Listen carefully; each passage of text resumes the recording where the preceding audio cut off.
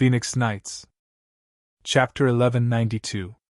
Shinrei's words to Tylos were all completed in his mind through the analytical eyes. Tylos's reply was more like he was talking to himself. Almost no one noticed the arrow in Tylos's hand, nor did they notice the unfamiliar elf that had appeared before. There was only a 5-minute break in between, and the third round that would decide the outcome of the match soon began. Tylos looked at the tearful Altani, and then looked at the golden arrow in his hand. Without any hesitation, he strode to the center of the field. This time, the battle environment of the barrier was a plain. This kind of environment was more conducive to attack than the hills. Pang Luo was overjoyed. For him who had the mystic moon bow, he could display the full power of the quasi-divine weapon without any worries, so he already had the victory in his hands. Farrell, who was in the stands, sat down confidently. Although his methods were not very honorable, for the face of the Hay-Sealy family and the entire elven race, victory was the most important thing. Just as the environment was formed and the duel began, Pang Luo had already shot 3 arrows, locking onto Tylos. Tylos's movements were faster than him. The bowstring sounded and an arrow was released. Pang Luo knew that Tylos's single arrow was slightly faster than his, so he was not surprised. He immediately shot out one of the 3 arrows in his hand, meeting this arrow. In the previous round, Pang Luo had also easily shattered the half-elf's arrow with 1 arrow. What was strange was that the half-elf's arrow was surprisingly slow, as if it was slowly swaying in the air. Pang Luo's arrow, without any suspense, collided with this arrow and instantly shattered. However, it was Pang Luo's arrow that shattered. What?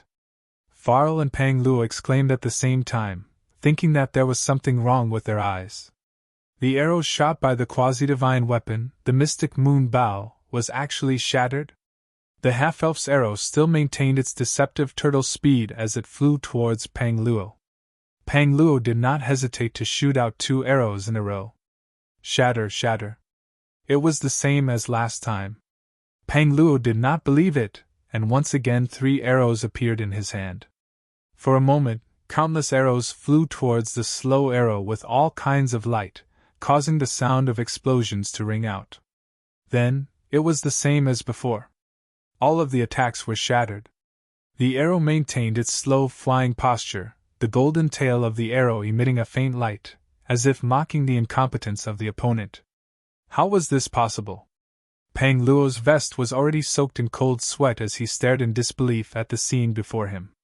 In the blink of an eye, the golden arrow had already neared Pang Luo, carrying with it an indifferent yet irresistible might. It was like the power of nature, plain yet boundless. Pang Luo could not even think of dodging, because there was no way to dodge. Pang Luo subconsciously raised his mystic moon bow, blocking in front of him. However, the arrow did not stop.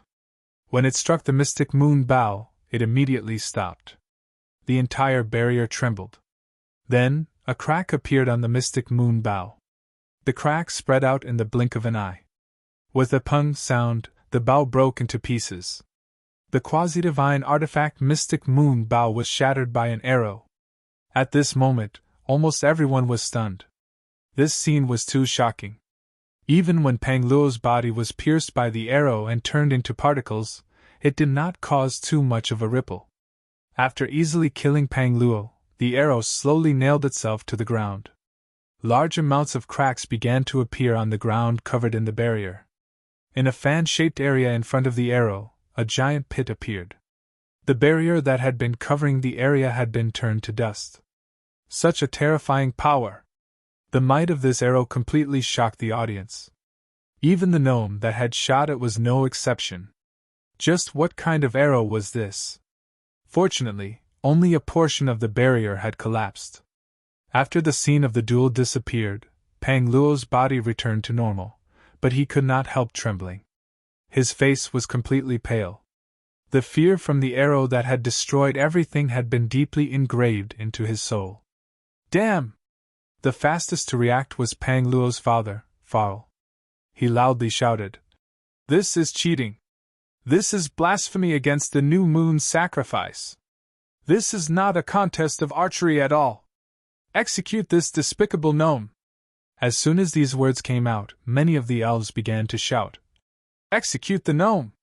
Most of these elves were actually aware of the mysteries of the battle just now. However, due to the pride of the elves, or perhaps it could be called vanity, or perhaps some other feeling, these elves' hearts were somewhat distorted. Thus, they loudly responded to Farl's call. A considerable number of elves chose to remain silent, but as the cheers continued, more and more voices began to join in. The gnome Tylos seemed to have calmed down. He only silently looked at Altani. There was nothing else in his eyes, including life and death. What a surprise! A calm voice sounded. An indifferent voice rang out. This voice wasn't loud, but it carried an indescribable power that reverberated in everyone's soul, suppressing all the other shouts. An unfamiliar elf slowly walked down from the stands, followed by a few other elves and a white unicorn. Some of the elves immediately recognized that the white unicorn was the fiercest of the jadeite forest sea, by foam. Among the people that walked down from behind was the little Princess Michelle. Queen Liv had already stood up to speak, but upon seeing this scene, she fell silent for a moment before sitting back down. The person beside Queen Liv had already stared closely at the elf walking at the very front, his face filled with unconcealable shock. This elf's appearance and voice. No, he's not an elf. It's him. Your Majesty Rambus? Princess Philly's concerned voice sounded from the side. Queen Blue Brilliance took a deep breath, quickly withdrawing her complex emotions into her mirror-like eyes, and shook her head to indicate that she was fine. The surprise I'm talking about is not the outcome of the duel, but the people who decided the outcome. You, all of you, Chinray said as he slowly walked to the gnome's side. Tylos immediately bowed. Who are you? Farl immediately jumped up, pointing at Chinray. You must be the one who helped the gnome cheat. I was the one who gave that arrow to Tylos, it's indeed cheating. Chinray's words caused many elves to whisper, but he was still calm and composed. However, many people here know that this duel has lost its fairness since the second round. What was originally the purest and most splendid clash of archery turned into an ugly utilitarian battle. What's even more chilling is that those who clearly know the truth yet still want to execute the gnomes for some reason, your actions are the ones that have truly profaned the holiness of the new moon sacrifice. Nonsense! You're the desecrator. You're in cahoots with that gnome. Farl was furious. Come, take him down! A sigh rang out, and everyone heard it. The sigh came from another direction. There, a figure appeared in the field, silently staring at the broken mystic moon bow on the ground. You! Farl looked at this familiar male elf in surprise. Suddenly he trembled and quickly bowed. Your Highness Span! It's His Highness Span from 20,000 years ago. Elf King! There were cries of alarm from the surrounding elves. Span shook his head and looked at Farl. The mystic moon bow is already dead. Farl lowered his head and said, Your Highness, it's my fault for not taking good care of it. The gnome used an evil weapon to destroy the mystic moon bow. Please punish me, Your Highness. I said it's dead. Span sighed again. The mystic moon bow is one of the 3 elven bows, symbolizing bravery and justice. When I gave it to your father Tanis, it was because he was more suited to use it than me. However, when you gave it to Pang Luo to cheat, its soul had already begun to dissipate. Even if you won the duel in the end, its spirit would no longer exist. If it was someone else saying this, Farl would certainly refute or quibble, but the person who said this was the previous owner of the mystic moon bow, his father Tanis' former master, and also the legendary hero of the elves, Span. Farl was speechless. The death of the mystic moon bow saddens me, but what saddens me even more are the cries just now. Span looked around at the stands. Wherever his eyes went, many elves lowered their heads, not daring to look at him. For something floating on the surface, you didn't hesitate to abandon your dignity, abandon your pride, abandon your conscience, abandon your justice. I and many of my compatriots here have personally experienced the catastrophe of 20,000 years ago. In that catastrophe, The silver moon immortal city and the tree of nature were almost completely destroyed by the hands of the fallen elves. Your performance just now was very similar to the fallen who were tempted by darkness and evil. Have you ever thought that when you thought you got the result you wanted, in fact, even more precious things were slowly leaving you? When Span said this, almost all of the elves revealed a look of shame. At this time, Empress Liv's voice sounded. What Your Highness Span said is correct. We should learn to face ourselves and learn to reflect on ourselves, not blindly arrogant and conceited. I hope that this matter can be remembered in everyone's heart, become an end, and at the same time, a new beginning. Only by maintaining self-reflection and self-improvement, the elves can continue to flourish in this world, and not fall or die. As expected of the Empress, this conclusion was very timely. Shinrei secretly nodded and applauded. For a moment, the elves all applauded. Empress Liv nodded slightly to Shinrei. Tylos, who knew that he was going to die, never dreamed of such a turn of events. He gratefully bowed deeply to Shinrei. The half-elf walked in front of Altani and held her lover's hand. Unexpectedly, a flat lowly appeared in front of Altani and revealed a murderous look. Take your claws away! Altani is our woman! Whoever dares to snatch her, we will kill them! The half-elf was dumbfounded. Altani was also stunned. Only now did she realize that there seemed to be something wrong with this elf girl. Inviting a wolf into the house? Shinrei looked at the female gangster with black lines on his forehead. He was about to speak when he suddenly frowned and looked at the sky. The originally blue sky was suddenly covered with silver clouds. The clouds projected countless dazzling beams of light. The entire sky of the silver moon immortal city trembled. Then, the protective barrier was easily penetrated. Chapter 1193. All the elves' gazes were gathered on the sky above the silver moon immortal capital. Every elf knew that the seemingly transparent sky was actually enveloped by an extremely firm barrier. This was the central area of the silver moon immortal capital, and it was also the place where the barrier was the strongest. Even a powerful superpowerhouse would not be able to easily break through the barrier. However, the pillar of light from the silver cloud descended effortlessly. For a moment, the atmosphere became tense. Before Span, Shilanya, and Tulsa, these demigod powerhouses, could make a move, the light beam had already fallen on the ground, and 3 figures appeared. 2 men and 1 woman. In front of him was a burly man with golden hair and a white robe. Behind him stood a man and a woman, both wearing white robes. Their facial features were slightly blurred. The man's gaze was indifferent, while the woman's eyes were closed. The 3 of them gave the elves an unfathomable feeling, especially the man and woman behind them. Their bodies exuded an indescribable, invisible pressure. Just looking at them made them feel as if they were prostrating themselves.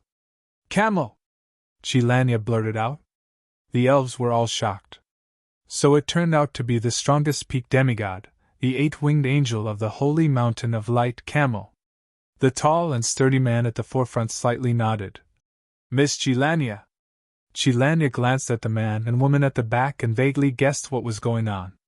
She was even more shocked in her heart, but she still maintained a calm tone and said, Your Excellency Camel, the sacred mountain and the silver moon immortal have always had a friendly relationship. Right now, it's the most sacred new moon sacrifice of the elves. Don't you think it's too disrespectful for the 3 of you to directly barge into the barrier? Please forgive my rudeness. Camel apologized, but his tone was not apologetic at all. Allow me to introduce you to the 2 supreme angels of the holy mountain of light, Lord Gabriel and Lord Raphael. This introduction shocked the entire city. 2 of the 3 most powerful pseudogods on the surface, the 3 angels of the holy mountain of light, had actually come. Such a powerful being could no longer be defeated by sheer numbers. If he had come with enmity, then none of the elves would have been spared. Elves' new moon ceremony? Raphael glanced around with an indifferent expression. His gaze swept past Lilia and stopped at Alice for a while. They actually invited a guest with such a strong dark aura?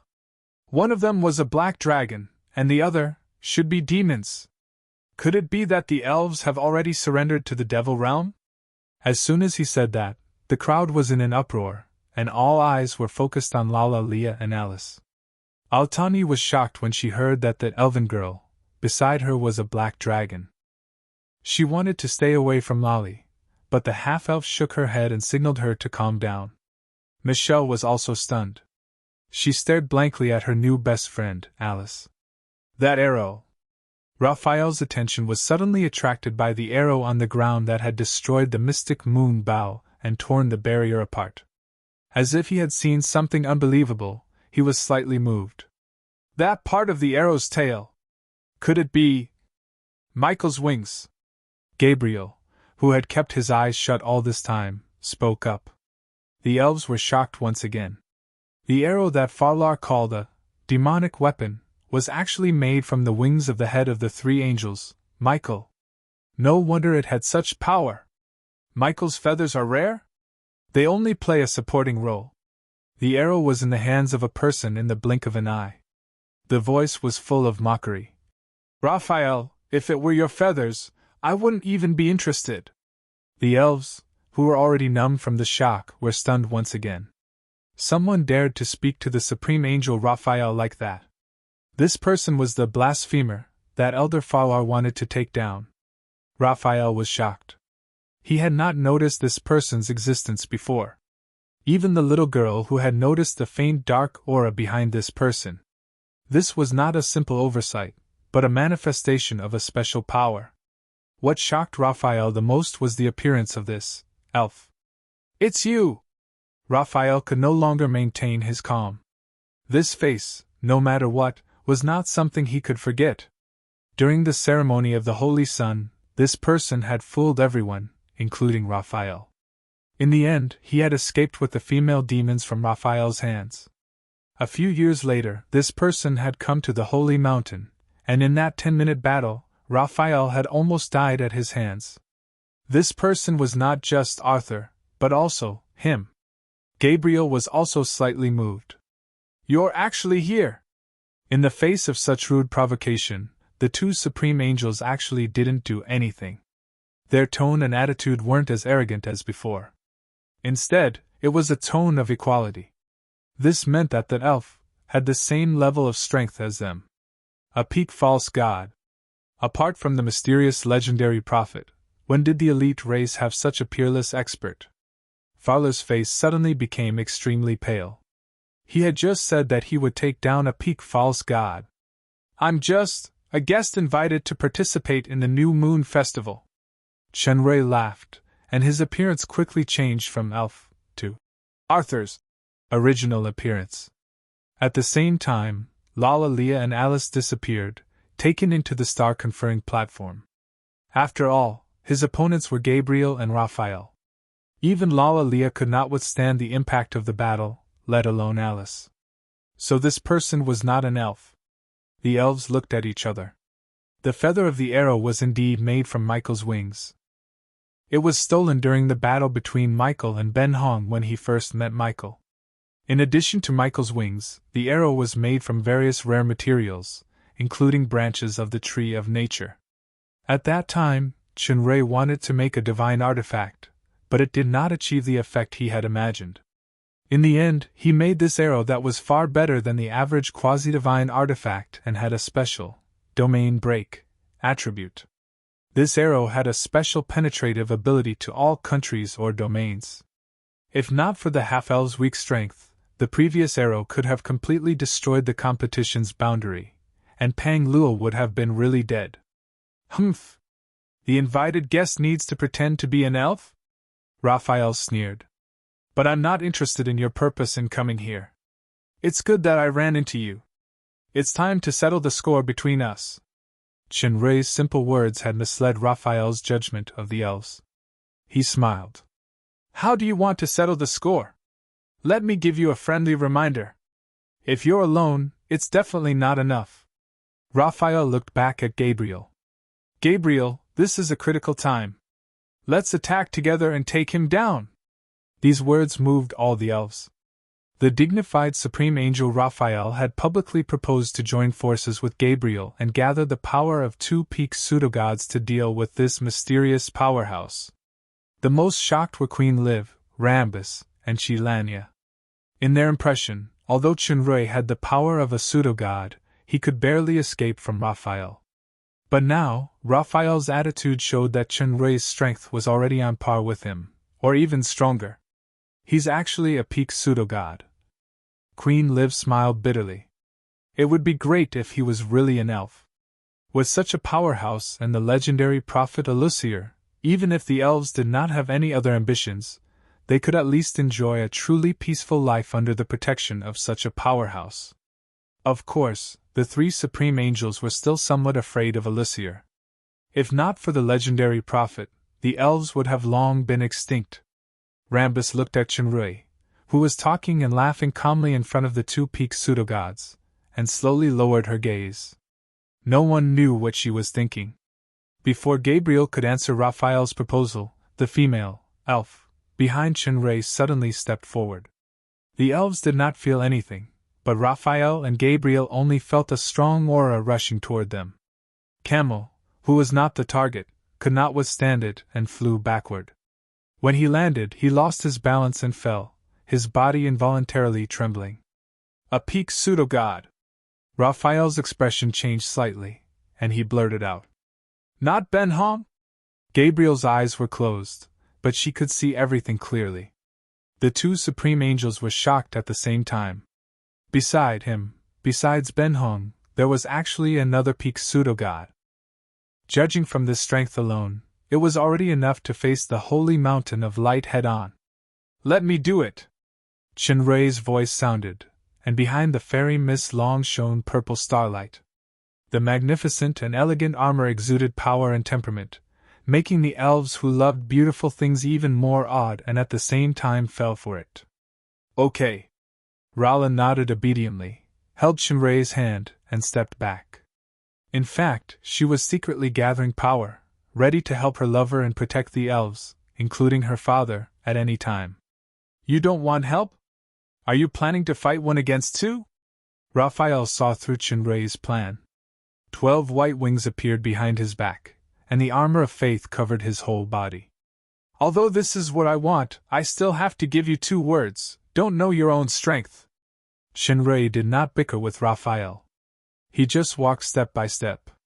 Psychological tactics and whatnot were important, but the real decisive factor was absolute strength. With every step he took, the starlight behind him became brighter. What Raphael did not expect was that the starlight not only locked onto him, but also to Gabriel. Is he really going to fight one against two? Wait a minute, at this moment, the vast and boundless galaxy behind Chunrui had clearly appeared in everyone's sight. In the galaxy, there were 20 particularly eye-catching constellations, emitting a particularly bright light. This scene could be said to be fresh in Raphael's memory, and his expression suddenly changed. He actually used the most terrifying ultimate move right from the start. The momentum of this move was clearly stronger than the last time in the gladiator arena. With such power, even the near undying body of light might not be able to withstand it. What shocked Raphael was still to come. The constellations began to slowly overlap, and on his opponent's body, the momentum that he thought had reached the limit once again increased by a large margin. This kind of terrifying momentum. Even if Michael used Radiant's forgiveness with all his strength, he would still be left in the dust. This person is too dangerous. How long has it been, and his strength has already risen to such a level? Chapter 1194. The entire Silver Moon Immortal capital was trembling, and cracks had already appeared on the invisible enchantment nearby. The elves felt the irresistible power, and all of them were horrified. Was this the power of the most powerful being? It's too terrifying. Even a demigod like Chilania could only stand in place, unable to do anything. Gabriel and Raphael's bodies had been involuntarily pushed back bit by bit under this power. A silver staff appeared in Raphael's hand, and he tried his best to release his power and aura, but he could not stop his retreat. he became more and more shocked. His aura actually suppressed 2 peak pseudogods in one fell swoop. Shilanya, Tulsa, and the others were also shocked. It turned out that Chunrei was not exaggerating when he said that he could fight against 2 peak pseudogods. Wait a minute. Gabriel's closed eyes slowly opened, and his retreating body suddenly stopped. The approaching starlight was quickly disintegrated. This was the special power of the Saint Battleheart. Break all laws. However, after the starlight disintegrated, it condensed again, showing no signs of weakening. Gabriel did not use his faith armor or weapon, and said solemnly, "I admit that your power growth rate has exceeded our expectations. But I don't want to fight meaningless battles. This time, we came to the immortal capital of Silver Moon not to find trouble with the elves or an old friend like you, but to visit another old friend. If you insist on fighting, then I have nothing to fear." Old friend? Chunrei glanced at Gabriel and was silent for a moment.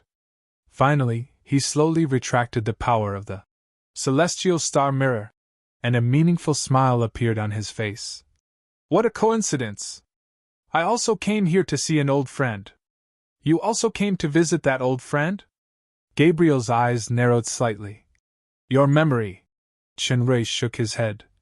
"There has never been a problem with my memory, but whether there is a problem with the person you mentioned, I don't know." Gabriel frowned. "What do you mean by that?" Chunrei shook his head. "I can answer you with certainty. From the beginning, you and many others have recognized the wrong person." "Humph! You're lying to yourself?" Gabriel's slender eyebrows arched. "I don't have time for this." Chunrei could not be bothered to explain further, so he changed the topic. "What is your motive for barging into the Silver Moon immortal capital? Why do you think we need to answer you?" Raphael interrupted with a sneer. "Why don't you tell us why you're here?" "It's a pity." Chunrei spread his hands. "That prophet has already sealed off the psychedelic forest and will not see any visitors." Gabriel's silver-red eyes flashed. "Apart from deceiving yourself, sometimes people can't help themselves, can they?" "It seems so." Chunrei shrugged. "Let's wait and see. Trying to use us to break through Alucier's sealing power?" Raphael sneered disdainfully. "That's not like you. As I said, I am me, and that person is that person. But since we're going to visit this old friend, why don't we go together?" Chunrei was actually worried about the ice Ganoderma. If Gabriel and Raphael forced their way into the psychedelic forest and affected the ice Ganoderma, then all their efforts would be in vain. The sudden arrival of Raphael and Gabriel was indeed unexpected. Although Lilia's dragon's transformation was magical, it certainly could not deceive the eyes of a peak false god. Raphael, who had the power of light, was very sensitive to the power of darkness. Even Alice, who had the power of Rala, was detected. However, Rala's power was not to be underestimated. Raphael's perception of Alice was actually quite weak, and the identity of the demons was more of a guess. This time, the 2 peak false gods directly passed through the barrier and entered the immortal capital of Silver Moon. It was probably because the elves were holding the New Moon Festival and did not receive guests. But the two coming together also showed the importance the Church of Light attached to the legendary prophet. Back then, the 3 angels wanted to destroy the tree of nature that was infected by the abyss, but they were afraid of Alucier and gave up. This showed that Alucier's strength should be equivalent to the 3 angels, perhaps even superior to them. "Together? Alone with us?" Raphael glanced at Zola. To be honest, with the strength that he displayed just now, in addition to this mysterious woman, even if he and Gabriel had some kind of secret technique that could combine their attacks, they might not be a match for him. "Is one person not enough?" Chunrei smiled slightly, showing strong confidence. Raphael snorted coldly. Gabriel pondered for a moment, and closed his eyes again. Obviously, he agreed to this proposal. Chunrei turned around and tilted his head to Queen Liv. "Your Majesty, beautiful elven queen, I'm sorry to come at this time without an invitation. Now I and these 2 old friends would like to visit the legendary prophet of the elves. I wonder if your Majesty would allow it?" With Chunrei's strength, these words were just to give Queen Liv and the elves a way out. At the same time, he deliberately drew a clear line between himself and the elves in front of the two supreme angels. After all, Alice was seen through, and the demons were involved. Once it was spread that the immortal capital of Silver Moon colluded with the demon realm, then the elves would become the public enemy of the surface world. Queen Liv understood the meaning of this and bowed slightly. Of course, it is an honor for the elves to have you come to the immortal capital of Silver Moon. However, Lady Elusier has indeed closed the psychedelic forest. If you want to see the prophet, you can only go there on your own. Chenray nodded and did not say much. He glanced at Gabriel and Raphael lightly and walked in the direction of the psychedelic forest. His footsteps seemed very ordinary, and his speed was not fast, but others could not see the rhythm of his walk. Instead, there was a strange feeling that when Chenray did not move, the surrounding environment was automatically retreating. Space? Raphael's pupils contracted slightly. It does feel a little bit like that. Compared to the power of Michael's space, it is mysterious. However, it should be far from the level of power. Gabriel's senses were quite clear. This was indeed a new power that Chenray had comprehended through the Tower of Glory that contained the profound meaning of space. It was more like a prototype. A shallow demonstration, Raphael said disdainfully, but he became more and more vigilant. This enemy's strength was growing too fast. If this continued, it would not be long before he was completely no match for him.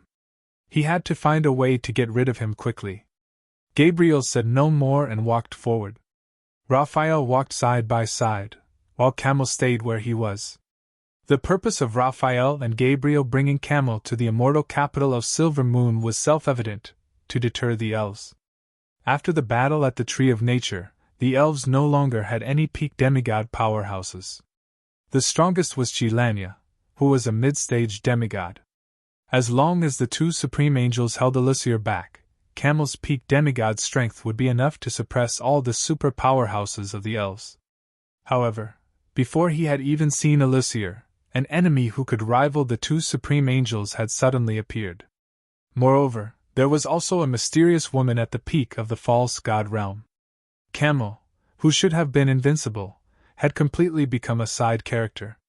Camel could clearly feel that he was being locked on by an invisible force, constantly suppressing his soul. He felt as if he was sitting on pins and needles, and the source was that mysterious woman. Now that he could not leave or stay, the eight-winged angel, who was known as the strongest demigod, was soon breaking out in a cold sweat.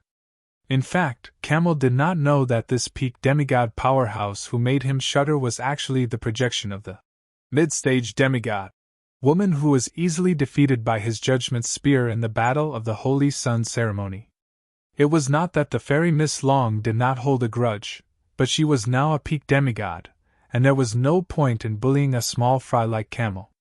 Of course, she would not let Camel off too easily either. After Queen Liv and Rambus left the arena, the elves gradually dispersed. Several peak powerhouses arrived and confronted each other, making the previous incident with the half-elves seem to be no big deal. Furthermore, many elves already knew that the half-elves were the servants of the super powerhouse who was fighting against the two supreme angels, so they naturally put away their unnecessary thoughts. Now that Tylos and Altani were standing behind Rala, although many elves looked at them with unfriendly gazes, no one dared to make a sound. No matter what, after so many things had happened, the New Moon Festival still had to be held as usual. However, the relaxed and cheerful atmosphere from before was no longer there, and every elf felt a heavy pressure in their hearts. Michelle seemed to be in low spirits, not because of the psychological pressure from the powerhouses, nor was it because of the deep thoughts caused by the archery competition, but because of Alice. Although she had not known Alice for a long time, they could be described as old friends at first sight. This companion of similar age and personality was no less important to the little elf princess than Richard and Blanche. However, she did not expect that Alice was actually demons? The legendary cruel and dark demon realm would have a world war with the surface every 500 years. Did Alice come from that terrifying world? Then, what about her new brother? Michel? A familiar voice rang out, giving the little elf princess a shock. Alice! As expected, the person who had appeared behind her was Alice. Michel hurriedly looked left and right, then pulled Alice behind a tree. You should go back to Sister Rala. Don't worry, brother and sister are both very powerful, especially after they displayed their abilities just now. No one would dare to harm me. Alice shook her head. Furthermore, I am just a projection now. My real body has been stored in brother's special world. Even if the projection disappears, nothing will happen, but there is a time limit. That's good. Michel heaved a sigh of relief. Alice realized that Michel did not seem to be particularly resistant, so she probed. You don't blame me? Michel? Blame you? I didn't tell you my identity before. Alice lowered her head. I am the princess of the fallen angel empire of the demon realm, Alice Lucifer. So you are the princess of the demon realm. Actually, I didn't tell you the truth. Empress Liv is my mother, and I am the little princess of the elf race, Michel said nervously. Can we still be friends? We are not ordinary friends. We are partners. Seeing the anticipation in the little elf princess' eyes, Alice perked up. Yes. Partners. Michel jumped up happily and held onto Alice's hand tightly. Actually, I am also a little princess. It's just that my sister became the empress, so I became the first princess of the empire. Now I am even a lord. Wow, lord! Can you tell me what's fun in the demon realm? Of course. The two Lolas quickly regained their previous liveliness and started chatting again. Chapter 1195. Chinrui, Gabriel, and Raphael walked all the way to the outskirts of the psychedelic forest. Just like the last time, the psychedelic forest was a ring-shaped forest.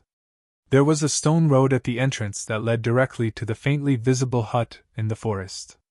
The last time he came to the psychedelic forest, Chinrui had the green leaf badge that Finoa had given him. Apart from the test, where Alucier had instructed Chilania to transform into the abyssal witch, he had not encountered any obstacles or abnormalities. Chinrui stopped in his tracks. His current strength was no longer comparable to before. Even though the scenery was the same as before, even without using the polar transformation, he could feel the special aura faintly emanating from the psychedelic forest. That aura gave him a sense of danger. This feeling was something he had not felt before when he had the green leaf badge. No wonder even the three angels were afraid of Alucier. It seemed like acting as an uninvited guest this time would not be easy. Raphael, who was behind him, also stopped. What, you don't dare to go? Of course, Chinrui would not fall for this kind of provocation. He turned back and smiled. A little. Raphael said contemptuously. You actually have a time when you are afraid of death? Of course, only those who are afraid of death understand the preciousness of life. If even death is ignored, then life and everything else are not worth mentioning. What is the point of living like that? Raphael could not find the words to refute for a moment. He only sneered and walked forward, as if mocking someone's fear with his actions. Just as Raphael took a few steps forward, the scenery of the forest in front of them had changed. The ring-shaped forest slowly twisted and turned into a gray haze. The originally hidden aura suddenly burst out, and that kind of deterrence increased more than tenfold. If the previous danger was still vague, then it was undoubtedly obvious now. For a moment, Chinrui's hair stood on end, and even his thoughts were almost frozen. Chinrui's pupils contracted slightly. This extremely threatening feeling gave him a feeling that was no less than the elemental interface to the 6 major elementalists. Is it Alucier's own power, or is it caused by the entire illusory forest? What a deceptive illusion! Raphael narrowed his eyes and continued to walk forward. Gabriel closed her eyes and followed behind Raphael. Although the two of them appeared to be very calm on the surface, there was some kind of special tacit understanding in their footsteps. It was as if they were in a formation that was connected from the front to the back, and could deal with all kinds of unexpected situations at any time. After all, Alucier was not someone to be trifled with. Although it was said that this legendary prophet's life force was close to exhaustion, as long as he was not dead, he should not be underestimated. "Aren't you afraid of death?"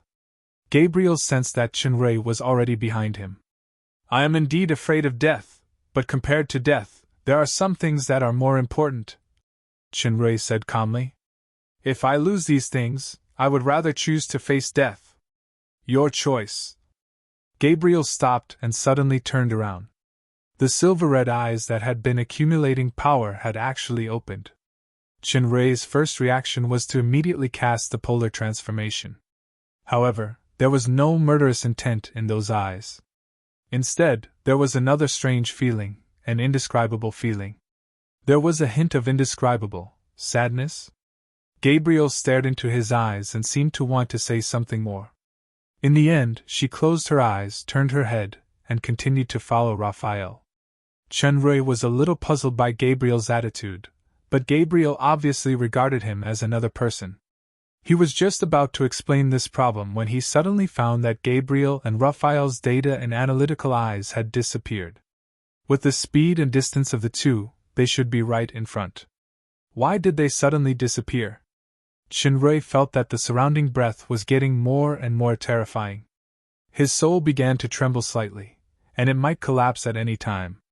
He immediately cast the purple polar transformation without hesitation. After the polar transformation was cast, the pressure was indeed reduced a lot, but the warning sign in his heart was getting stronger and stronger. Chinrei suddenly found that there was something in his hand. He looked down, and it turned out to be a mobile phone. He seemed to have seen this mobile phone somewhere. From the appearance, it was not a magic mobile phone that he made in this world. There was no brand logo, just a camera. Chinrei suddenly remembered something, and his face suddenly changed. This mobile phone turned out to be the one he picked up before he crossed over. It was really because of this mobile phone that his soul came to this strange world, and his life changed dramatically. Why did this mobile phone suddenly appear? Chinrei's breathing became a little heavy. He thought quickly in his heart, and he finally pressed the power switch. There was no expected, confirm, prompt, and there was no "Welcome to the super system" box. There was just a familiar boot tone. Chinrei suddenly widened his eyes because he found that the star armor covering his arm disappeared out of thin air. Not only his arm, but all the star armor disappeared. There was a set of sportswear on his body, and it seemed to be a familiar brand on Earth. Illusion? Why is there no corresponding prompt in the super system? Chinrei's mind moved, and he found that even the super system couldn't sense him. The power of the pseudo-god level was also lost, and he was just an ordinary person. Is it because of this deceptive mobile phone? Or is it some kind of illusion that made my consciousness completely fall into it? "Chinrei!" A familiar voice sounded with a bit of sternness. Chinrei took a closer look, and it was actually Tiffany. Wait a minute, what's that expression? Hatred? It can't be my Tiffany. Especially when she is alone, isn't she cute or shy? Also, the clothes she is wearing are actually some kind of school uniform? Tiffany? Call me Tiffany or the head of the Student Union's Discipline Inspection Department. Tiffany looked at him coldly. Don't forget that this is a school. Discipline Inspection Department. Head? Chinrei's eyes widened. That look of pretending to be stupid is disgusting. Tiffany's expression looked particularly disgusted. I just want to tell you that although I was forced to make an engagement with you because of my family, you will definitely not succeed.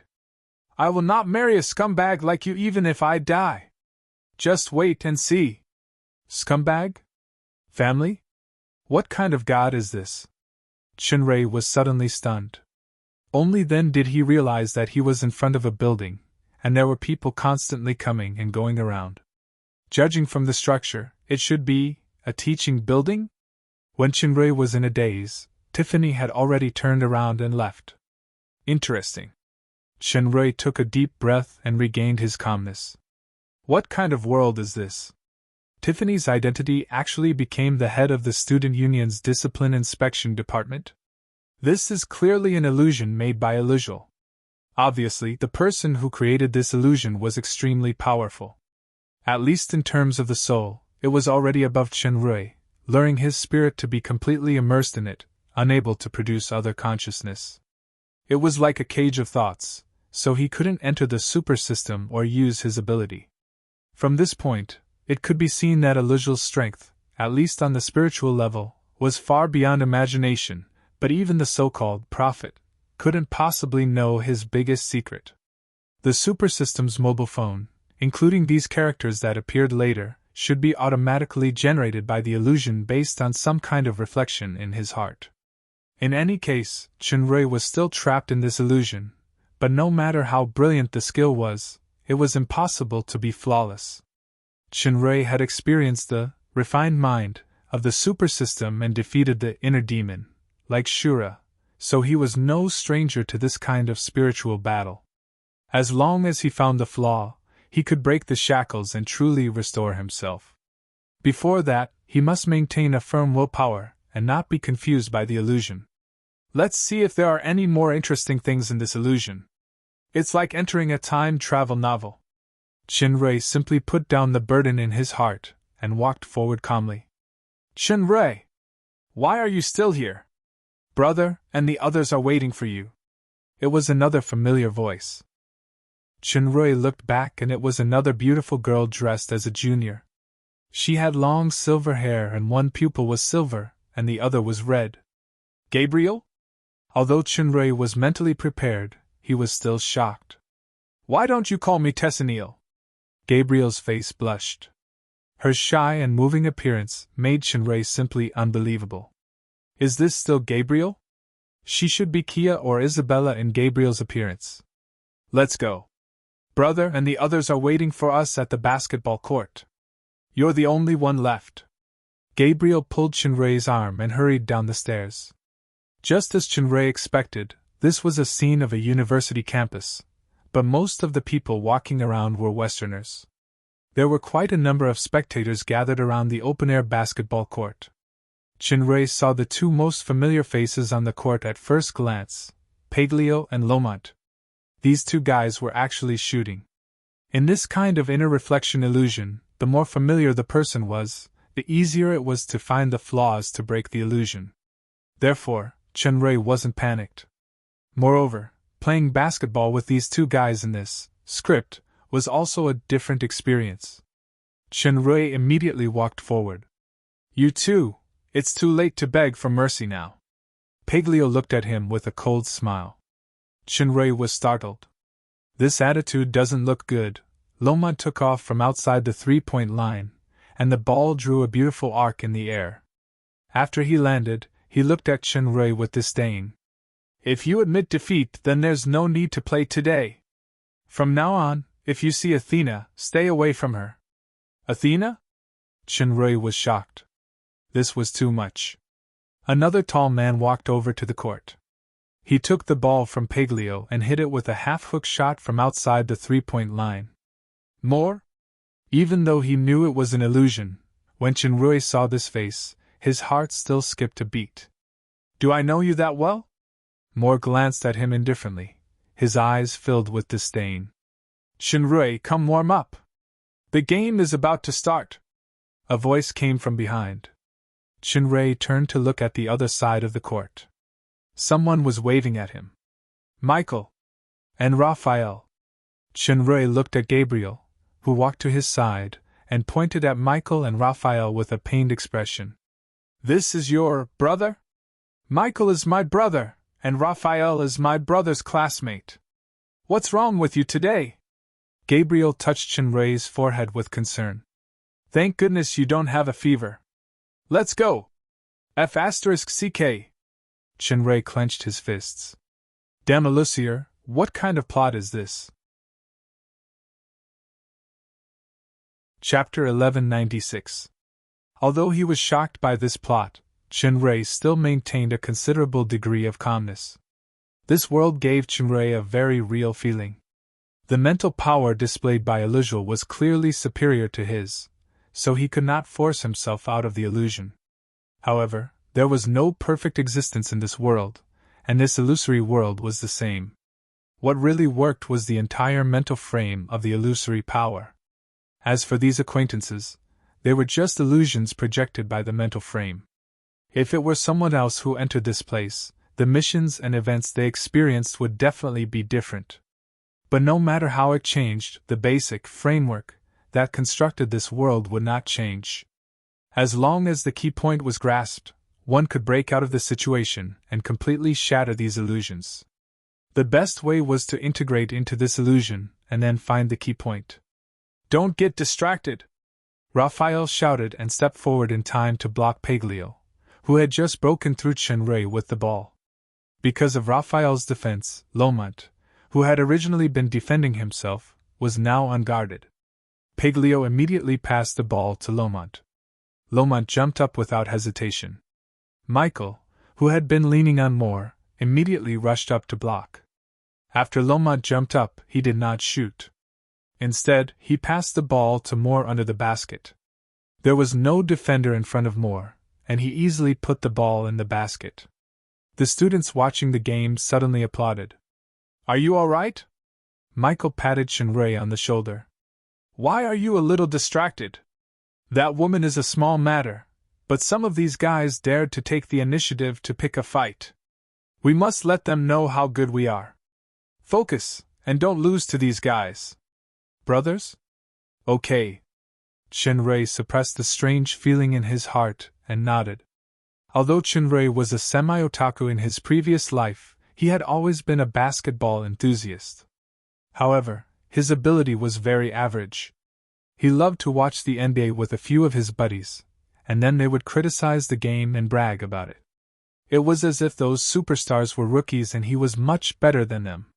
In this illusion, he did not have the strength of a pinnacle semi-god, but his perception and motor abilities were quite outstanding among ordinary people. If his combat power in his previous life on Earth was compared to the combat power of 5 trash, his current combat power might be between 80 to 90. The score became 1-0. Lomont started to serve again.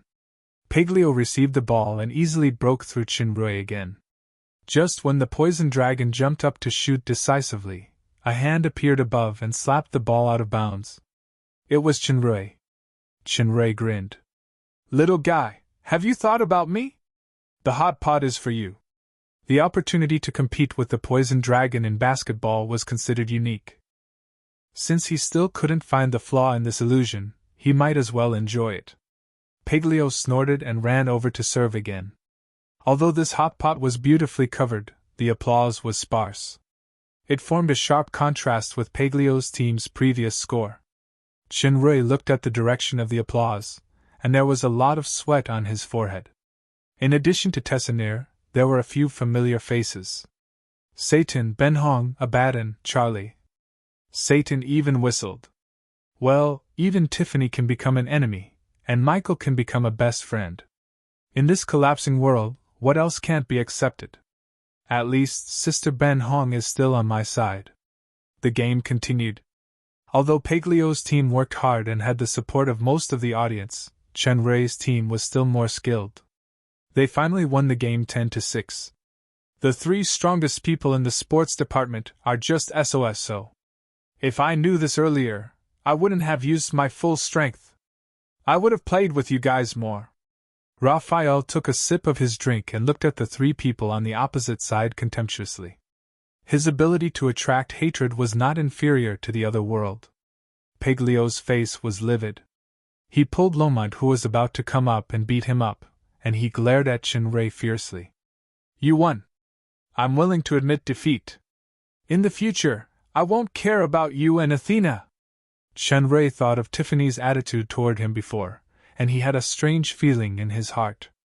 As he was about to speak, Paglio's team had already turned around and left. The surrounding audience also dispersed. Let's go to happy hour tonight to celebrate. Satan walked over with Ben Hong's team and high-fived Chenray's team one by one. I knew you guys would win, so I booked the night show early in the morning. Chenray looked at Satan, who was dressed in famous brands and was just short of writing tall, rich, and handsome on his face. He really wanted to say, Nouveau riche, let's be friends. However, The most important thing for him now was to clarify some problems. In this world, it seemed that the originally familiar good friends had become strange enemies, and the originally strange enemies had become good friends who were still not familiar with each other. This kind of confusing setting would undoubtedly make it more difficult to find the key point. Okay. Michael looked at Chinray and Raphael. Let's go back and take a bath first. Then we'll meet at the old place. Wait a minute, Chinray. Didn't you say you'd accompany me to the library? Gabriel was unhappy. It just so happened that Chinray did not know where to go back, so he immediately agreed. Michael frowned and pulled Chinray aside. He lowered his voice and said, We're all brothers who grew up together. I know you have a lot of women, and you're also engaged to the woman from the Mammon family. I'll just say one thing. Unless you can marry Tessanier, otherwise, you must never have any ideas about her. I understand. Chinray looked at Michael's expression that was as if he was guarding against a thief and nodded with a wry smile. Raphael looked at Gabriel, who only had eyes for Chinray, and there was a hint of sadness in his eyes. Ben Hong, who had been silent, looked at Chinray's arm that was held by Gabriel and seemed to be even more silent. After separating from Michael, Satan, and the others, Gabriel happily held Chinray's arm and walked in the direction of the library. Chinray found that when the students along the way saw him, they would hide from a distance as if they had seen a plague. Tessanier. Chinray thought for a moment. What kind of person am I? I don't care what others think of you. Anyway, since I was a child I've felt. Before Gabriel finished speaking, her face was already red and she lowered her head. Chinray was speechless for a while. Obviously, Gabriel had misunderstood his meaning. However, he could faintly see some problems from the first half of the sentence. Soon they arrived at the library. The library was very large and there were many people. Gabriel took Chinray's hand and picked up the books together. As she flipped through them, she made notes in a small notebook. After a while, Chinray's hands were filled with a thick stack of books. Sister Tessanier said embarrassedly, I want to borrow these books. It's too heavy to carry them like this. You go to the reading room and wait for me. I still have to find some materials. I'll come to you when I'm done. Chinray nodded, held a large stack of books, and walked to the reading room. The books that Sister Tessanier chose were not ordinary ones. Brief Introduction to Philosophy, History of Theology, on Immortality. As expected of the Supreme Angel. Although it was a different world, she still chose such a suitable major. Chinray was complaining in his heart when he suddenly saw a familiar female figure in front of him. He blurted out, Jia. The figure turned around. It was indeed His Royal Highness Princess Royal. She was still the icy temperament of a royal sister type. However, her purple eyes revealed a strong hatred and murderous aura, which made Chinray startled. Jia walked over quickly, gritted her teeth, and said, Where is my sister? Alice? Chinray asked tentatively. Say it. What did you do to Alice? I don't know. The anger made Chinray take a few steps back. Jia clenched her fists angrily. Come at me if you have the guts. Loud noises are prohibited in the library. An indifferent female voice sounded behind him. It was the fairy dragon's mother-in-law, Mariah. There was a librarian's sign on her chest. Teacher Mariah. Jia regained some calmness. This is the library. Don't disturb others. Mariah looked at Jia with a little softness in her eyes. If there's anything, go out and solve it. You can call the police if necessary. Sorry, I got it. Jia nodded, glanced at Chinray, and walked out. And Mariah! Chinray shouted, but Mariah didn't even look at him. She walked straight away as if he was transparent. Chinray was embarrassed. He came to a table and sat down. The nearby students got up and left one after another. One person didn't react at first. He was pulled by his companions and quickly left. Chinray could only smile bitterly. Some whispers could be heard in the distance. Have you heard? That Chinray seems to be engaged to Tiffany from the student union. Tiffany from the discipline inspection department? It's impossible. It's the Mammon family's decision. Although Tiffany strongly opposed it, it didn't succeed. Humph. That guy's father is the patriarch of the Rowland family and one of the most influential directors in the school. It's really a flower stuck in the ground. Let's not talk about the senior first. That guy has used his family's power and wealth to harm countless girls, I know. 2 girls from the arts department were cheated by him. He dumped them after he got tired of them. One of the girls almost committed suicide. It's said that he also coerced a female teacher and took nude photos. That female teacher's daughter is already in kindergarten. That's Senior Jia from the Economics and Management Department. She has been helping those students who are bullied by him. Sister Jia is only in junior high school. She suddenly disappeared yesterday. It's most likely that it was that scumbag who did it. Also, he recently took a fancy to a girl from the sports department who came from a poor family called Athena. He gave her a lot of expensive gifts, but she wasn't moved. In the end, it seemed that this guy's soft approach didn't work. He simply asked someone to smash the stall set up by Athena's father. It's Uncle George who sells pastries, right? No wonder that guy is called Jia Chin. Paglio, Moore, and Lomont from the sports department specially found Jia Chin for this matter and organized a basketball match. If Jia Chin loses, he can't do anything to Athena anymore. You still don't know? Just now on the basketball court, Senior Paglio and the others have already lost. Damn, that Athena! Lower your voice, Jia Chin is looking over here. Let's go! Chenrei's forehead was already dripping with cold sweat. Apart from those familiar names, he had abandoned the girls from the arts department, threatened a married female teacher, kidnapped a Lolita, and even injured a girl's father in order to threaten her. This was no longer as simple as spending the day on campus. He was an out-and-out scumbag. Damn it, where the hell was the key point? If he continued to stay in this world, even a good person's worldview would be ruined. Chapter 1197. Knowing the fact that he was a scumbag, Chenrei couldn't help but feel a little depressed. Gabriel had returned to the reading room, holding a book in her hand. Chenrei saw that her eyes were a little red and asked in surprise, "What's wrong? Tessaniel, did someone bully you?" Gabriel shook her head and raised the book in her hand. "It's just that I feel a little sad when I read this paragraph." Gabriel in this world was indeed a gentle and touching girl, but now it seemed that she was quite sentimental. Chenrei looked at the name of the book. "The Book of Isaiah? What novel is this?" "Novel? This is the 23rd book in the Bible."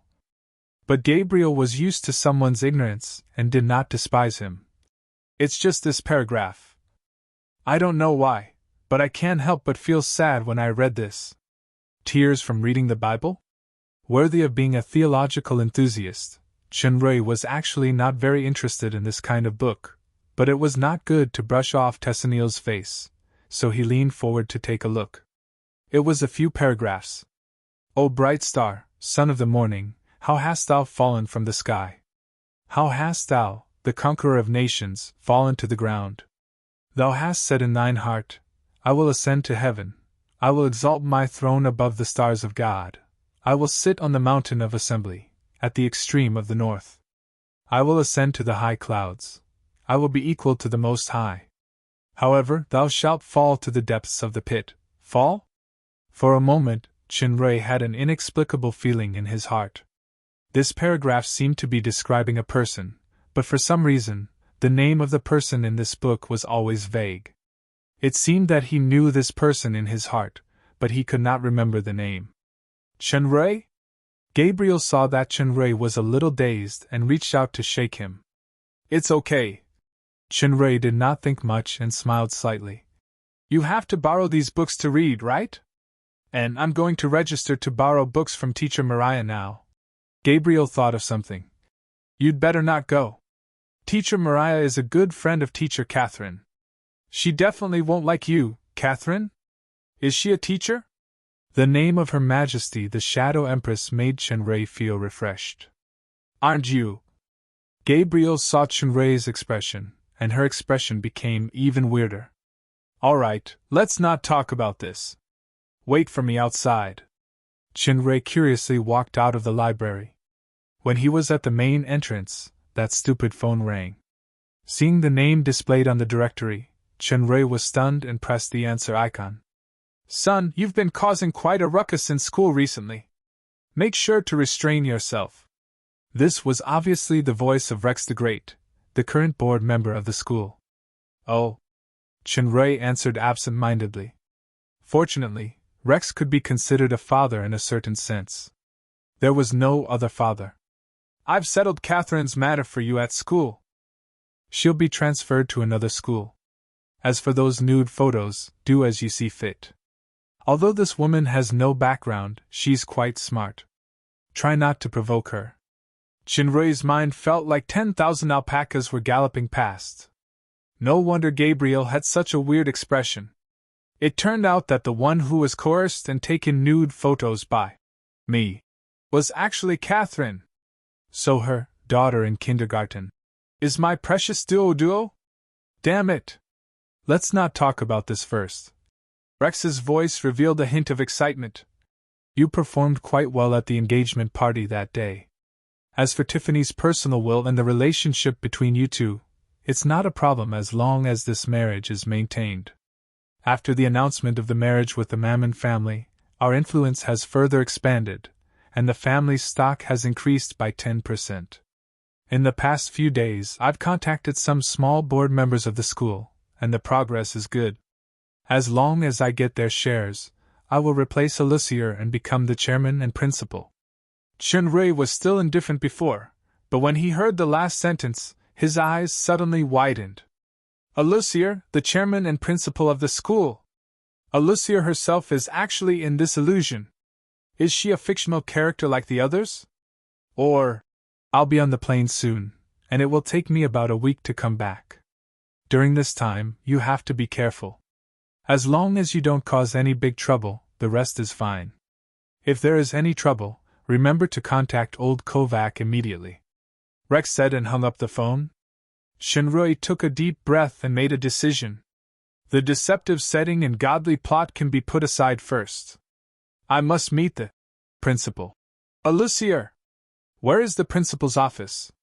Teaching building? Chinray wanted to wait for Gabriel to come out and ask, but a few familiar faces suddenly appeared in front of him at this time. Isabella, Strina, Adeline. These three people are wearing police uniforms? Speaking of which, Innie really has a different style in this police uniform. She is charming and heroic. Strina is also valiant, but she is a little more cold and arrogant. Adeline shows the freshness of the little girl next door. However, these three people didn't have a good face to. Rascalchin. Are you Chinray? Isabella walked straight over and showed her ID. I'm Detective Isabella of the Investigation Division. I now suspect that you are related to a missing person case. Please return to the police station to assist us in the investigation. You have the right to remain silent. What you say may be used as evidence against you in the trial. You have the right to meet a lawyer. If you can't afford a lawyer, the government can provide you with a lawyer free of charge. Chinray saw Jia in the distance at a glance, and he already understood. Princess Royal Highness really called the police. Madame Ant's eyes were exceptionally cold. Although Chinray wanted to get closer, he didn't have the time to go to the police station now. It just so happened that Gabriel came out with a book. Chinray quickly went up and took the stack of books. When Gabriel saw Isabella, she was taken aback. Officer Isabella? Miss Gabriel. Isabella seemed to know Gabriel. I'm sorry, I'm on duty. Gabriel pulled Chinray to the side and whispered. Did you get into trouble again? Call old Kovac, he'll help you settle this. Chinray thought of what Rex's father had said earlier and suddenly understood. He quickly dialed old Kovac's number in the phone book. After old Kovac asked about the situation, he gestured for him to come immediately and asked him not to say anything. This, immediately, was indeed fast. In a few minutes, a luxury car appeared in everyone's sight. Old Kovac got out of the car with a few people. With just a few words of professional jargon, Isabella's expression turned ugly, and she finally left resentfully. Old Kovac watched the detectives leave and said, "Young master, Miss Gabriel is fine now." As expected of the Prime Minister of the Long Huang Empire. Chenrei muttered in his heart and said, "Thank you." "Young master, why are you so polite all of a sudden?" Old Kovac was a little surprised. "Chenrei," Gabriel said hesitantly. "That little girl, was she really? Of course not." Chenrei shook his head decisively. Gabriel smiled happily. "Send me back to the dormitory first." Chenrei nodded. After sending Gabriel to the female dormitory, old Kovac asked in a low voice, "Young master, that Alice is still locked up in the secret room of the villa?" "Ah?" Chenrei broke out in a cold sweat. He didn't expect it to be his doing. "Don't worry, young master. Our people are very efficient. That little girl has been unconscious and doesn't know where she is or who did it. If young master goes back tonight Chenrei quickly said, "Let her go." "Oh right, it's best not to let her remember the kidnapping." How should I put it?" "Understood." Although old Kovac found it strange, he still faithfully followed Chenrei's orders. "I just received a call from my father. I have to restrain myself for a while." Chenrei's explanation made old Kovac nod in relief. "Don't worry, young master, I know what to do." "Okay, send me to the principal first." "I have something to do." Old Kovac didn't ask what it was. With a wave of his hand, the luxury car that had been following behind drove over. The driver was actually Lucio, the gunman who should be lurking in the Rio Empire. However, Chenrei was already numb to acquaintances. The campus was very big, and the car drove for about half an hour before reaching the principal's office. The principal's office was a relatively simple 3-storied building. After Chenrei got off the car, he walked into the building and looked at the floor plan below. The principal's office was on the 3rd floor.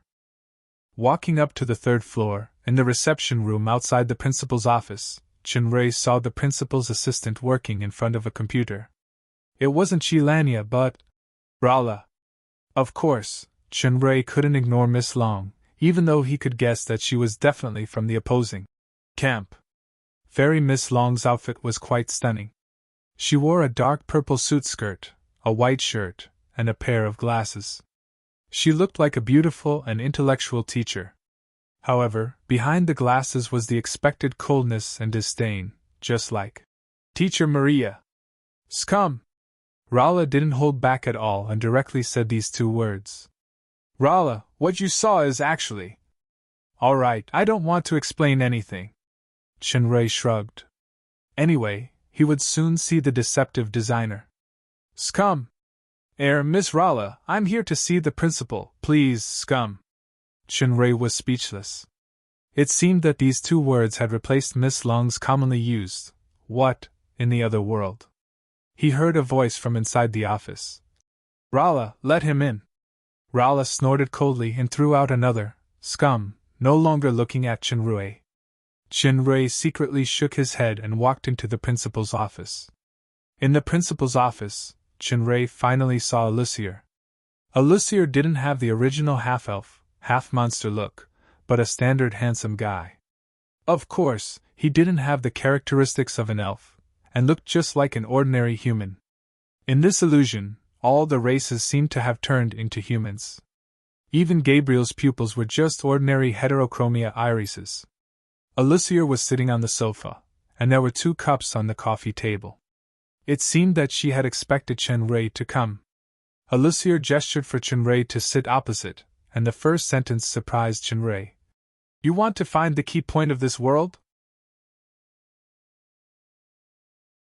Chapter 1198. Alucier's words stunned Chenrei for a full 10 seconds, and he regained his composure after a while. His eyes narrowed. "Madame Alucier, no, I should call Alucier principal. This is really unexpected."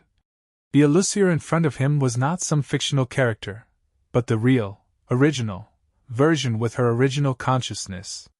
If this world was an inverted illusion, then only Chenrei and the Alucier in front of him could be considered normal. This should be Lucier's own consciousness. Was this the key point? The first thing I have to tell you is that this world is a little different from what you imagined it to be. Lucier smiled, appearing elegant and refined. Of course it's different. Shinrei sneered. You created this inverted illusion to use some kind of emotion to disrupt my perception and judgment. I admit that it has some effect so far, but you should understand that this effect will not last long. Lucier slowly shook her head. Let's not talk about anything else first. There is one most crucial point that you are mistaken about. This is not an illusion, but real existence. Real world? You must be joking. Shinrei sat down. My body should still be in the illusory forest right now. I admit that your spirit power and mystic arts are still above my imagination, but this illusion will not confuse me for too long. You've looked in the mirror, right? Lucier said to herself. The mirror is parallel to you. When you look in the mirror, the person in the mirror is also looking at you. If you change the reference to the mirror, you are the mirror image. This world is the same. Many things are inverted from what you know. Of course, it is not completely inverted. In addition to reflection, there is refraction. You can think of this as a new world parallel to the original world? Shinrei sneered. You can't be trying to say that to this real world. I am the illusion, right? I don't have time to argue with you about this paradox. Lucier said unhurriedly. Since you understand this place to be a mirror-like real world, then you must first figure out your own position. You're not the real you now, nor are you a complete phantom. You're somewhere between reality and a phantom. Then what kind of existence was the original me in this world? The man in the mirror? Shinrei maintained his cold smile and said, This scumbag setting is really strange. If it's just to disturb my sight and hearing, then he's underestimating me too much. What is your motive? Just tell me. Everyone has a dark side in their hearts, or he's the dark side of you. Lucier took a sip of coffee. As for my purpose, it's the word you said just now, existence. That's all. Exist? Shinrei asked calmly, but his mind was thinking quickly. As I said, there are reflections and refractions in this world. It is not a strictly reverse world. These are not the key. The key is your existence. You are now in existence between reality and illusion. That is to say, you are in two parallel worlds. The choice you make now will determine how you will exist in the future. Maybe you can leave this world and return to the truth that you want the most. Or maybe you will completely deviate from the original world and truly merge with this parallel world. Choice? Shinrei did not hide the doubts in his heart this time. There are no false gods or demigods here. You cannot use any power outside of the rules. If you want to leave, you must follow the rules of the world. Yes, this is what you are looking for, the so-called key point. I can tell you now. You have 3 choices. If you choose correctly, you will leave this place and get what you want. If you choose incorrectly, your shadow will truly overlap with this world. Shinrei finally understood. This was a question of choosing one of the 3. If he chose correctly, he could escape the illusion. If he chose incorrectly, he would be trapped here forever. Lucier raised 3 fingers. Of the 3 key points, only one is effective. In fact, there are 3 characters. Destroy the right key point, and you can break out of this situation. However, you only have one chance. You have to think about it carefully. Shinrei remained calm. How do I know if this is a trap? Maybe all 3 are wrong. No matter which one I choose, I will fail. Whether it is a trap or not, you can judge for yourself. Lucier smiled slightly. I have no reason to lie to you. This is a gamble, and I do not know whether I will win or lose in the end. Regardless of whether you succeed or not, this will be the last time you see me. The last time? These 4 words surprised Shinrei again. Lucier remained calm. I know you have many questions, not only about this world, but also about the other world. If you can really leave this place, perhaps you will get some answers. However, this answer is not necessarily absolute. Whether it is real or illusory, it is up to you to find and judge for yourself. As Chenrui was thinking, he heard that Alucier had already mentioned the 3 key points of characters. He couldn't help but look stunned. For a while, Chenrui fell into silence. He almost couldn't remember how he left the principal's office. He saw Chenrui coming down from the principal's office, got in the car, and returned to a villa somewhere outside the school. This villa, whether it was the exterior or the interior, was luxurious. There were many young and beautiful maids. "You are Medusa." Chenrui saw the appearance of one of the maids and was stunned. "I'm Liza, not a Medusa." The maid looked shy. "Young master, do you want me to accompany you to take a bath?"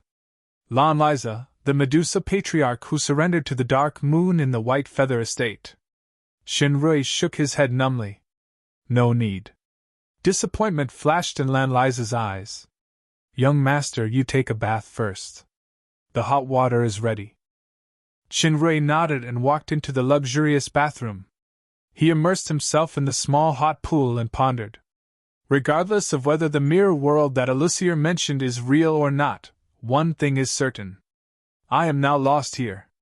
I can't exert my strength or summon the super system. If I want to get out, I can only use the existing rules to break the rules. Key points. In the principal's office, the 3 key points that Alucier mentioned were Chenrui, Alucier, and Athena.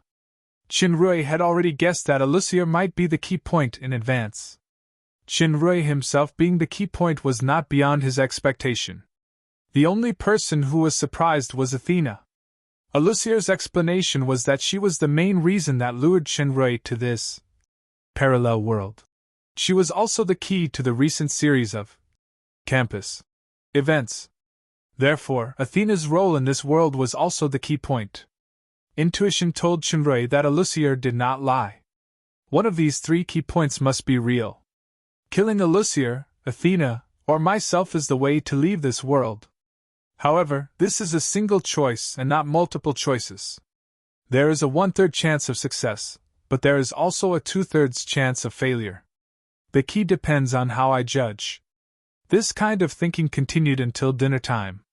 Although the dinner was very sumptuous, Chenrui still couldn't eat properly. At this time, the phone rang. It was Satan. "Chenrui, we are already having fun. Why aren't you here yet?"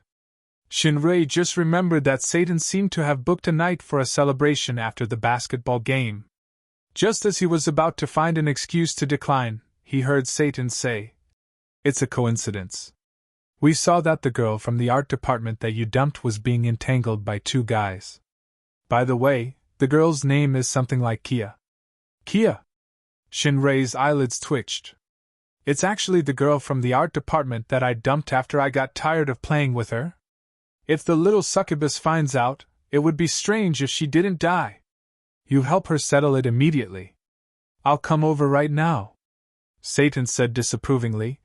"Didn't you dump that chick?" "I remember that chick was desperate. If you didn't want to go back to her, we would have continued to watch the fun." Chenrui gritted his teeth and finally said the scumbag words that were the most immersive. "Let's not talk about going back to her first. Others shouldn't even think about picking up the things that I threw away." On the other side, Satan laughed and agreed. "I like these words. Okay, I'll take care of this. Hurry up and come over." Chenrui wiped the cold sweat from his forehead and hurriedly ordered Lucio to prepare the car. Soon the car arrived at Happy Hour. This was a large nightclub with very high specifications. When Chenrui arrived, Satan had already settled the trouble that Kia had encountered. He was drinking with Michael and the others in a luxurious KTV suite that they had booked. As soon as he saw Chenrui's arrival, Satan laughed. "You're late. You have to drink as a punishment." Chenrui saw Kia, who was sitting in the corner with her head down. Without saying a word, he took the wine from Ben Hong and drank it in one gulp. Everyone applauded. While toasting, Chenrui pretended to ask Ben Hong casually, "What trouble did she encounter?" "Humph." Ben Hong ignored him. Satan smiled indifferently. "Hee, you still value a lover more than a friend. Why don't you ask Miss Kia herself?" Kia still lowered her head and said nothing. Gabriel came up and whispered to Chinrei. The ones who are troubling her are two little punks who often lend usury at the school, Lala Arya and Oliphius. I heard before that Kia borrowed a lot of money to help her mother treat her illness. She is now working part-time as a bartender here, and she was found by these two guys to collect the debt. Lala Arya and Oliphius have become little punks who lend money at the school.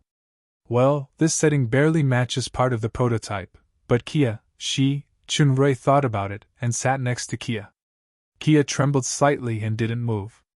The little succubi in this world didn't have horns, wings, and tails, but their appearances were the same. The way they lowered their heads and didn't speak looked lovely. Come, cheers for today's victory! Satan took the lead and raised his glass. Except for Kia, everyone clinked their glasses. Halfway through the celebration, Chinrei found an excuse and pulled Kia out. Kia didn't resist. She just kept her head down until she got into his car. The car drove slowly. Lucio was obviously very tactful as he didn't drive fast. Kia! Chinrei had a familiar and unfamiliar feeling. Perhaps he was more unfamiliar. Seeing Kia, who had never spoken, he sighed. How much do you owe them? Kia understood the meaning of his words. She raised her head with red eyes and a hint of ridicule in her eyes. What else do you want from me? Chinrei stared into Kia's eyes, and he was suddenly in a trance as if he saw the little succubus who risked her life to sneak into the dark moon to be a spy because of her mother. He sighed. No need. Did the sun rise from the west? You also have a moment of conscience? Although Kia was a little surprised, her ridicule was still the same. Chinrei was silent for a moment. Suddenly he thought of something and smiled. Am I not a scumbag? Where is my conscience? But you have nothing to lose anyway, so what are you worried about? Am I not a scumbag? Kia pointed out the window. Don't tell me that it wasn't you who sent someone to smash her father's stall, and it wasn't you who injured her father behind the scenes? Chinrei looked out of the window and saw a familiar figure dragging a stall cart under the streetlight, walking forward a little laboriously. It's her. Athena, Chinrei silently recited the most important name in his heart. The car quickly drove past the figure, but Chinrei didn't look back. Should I get off? Kia sneered. Lest I delay your important matter. Chinrei shook his head. My most important matter now is to send you home safely. Kia frowned. Aren't we going to your villa? What do you want to do? I'm thinking if I leave this world, you can die in peace. Many people will definitely rejoice. Kia interrupted before he could finish. Such a venomous tongue, it's a bit like a person. Is it Helen? Kia's eyes became redder. She's much stronger than me, not as stupid as I am. So the other girl from the arts department is Helen. Chinrei suddenly understood. I bought a watch last year, so many deceptive settings, I can't stand it anymore. I don't care if this is a mirror world or an illusion. The next time I see a leisure, I must give him a good punch. I was thinking about something important, but now I've thought it through. First, I have to go back and carefully sort out the glorious deeds of that scumbag. Thank you, Kia. Kia didn't understand what Chinrei was saying, but when she heard the word, thank you, she couldn't help but snort coldly. Then both of them fell silent. After a while, the car passed through the potholes and came to a simple hut. Kia opened the door and got out of the car. Suddenly, the voice of scumbag sounded behind her, but it was gentle like never before. Kia, everything will be fine. Kia paused, but she didn't look back and continued to walk forward. Let's go back to the villa, Lucio. Chinrei watched Kia walk into the hut and looked up at the bright moon in the sky, as if the moon had turned into a magnificent purple. He smiled and said to himself, It will be fine. Chapter 1199. Things changed with each passing day. 3 days later, in the afternoon, the campus was still bustling with activity. For many students, it was a relatively peaceful day. That was because a certain scumbag had skipped class again. It was almost time for school to end. Tiffany, the head of the student union's discipline inspection department, was about to head to the student union's office when she saw Ben Home walking over from the opposite side. Ben Home was also from a large family, but Tiffany knew that she and Chinray were on the same side, so they usually didn't see each other very well. Their relationship was at most a nodding acquaintance. This time, Ben Home wasn't as silent as usual. Instead, he took out a USB drive and a document and handed it to her. "He asked me to give it to you." Tiffany frowned and took the document with a stamp and fingerprint. Even though she had always been calm, she couldn't help but be stunned.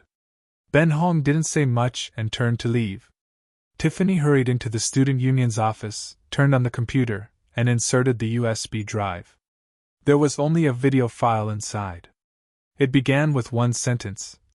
"I, Chinray Rowland, officially declare that I am terminating my..." Tiffany froze in place, not knowing whether to be surprised or happy. For a moment, she couldn't speak. In another place, Kia also revealed a surprised expression. She had a letter and a bank card in her hands. In the hospital, George Wales, who had been inexplicably transferred to the intensive care unit, was equally surprised, especially after being told that someone had already paid for all the treatment fees.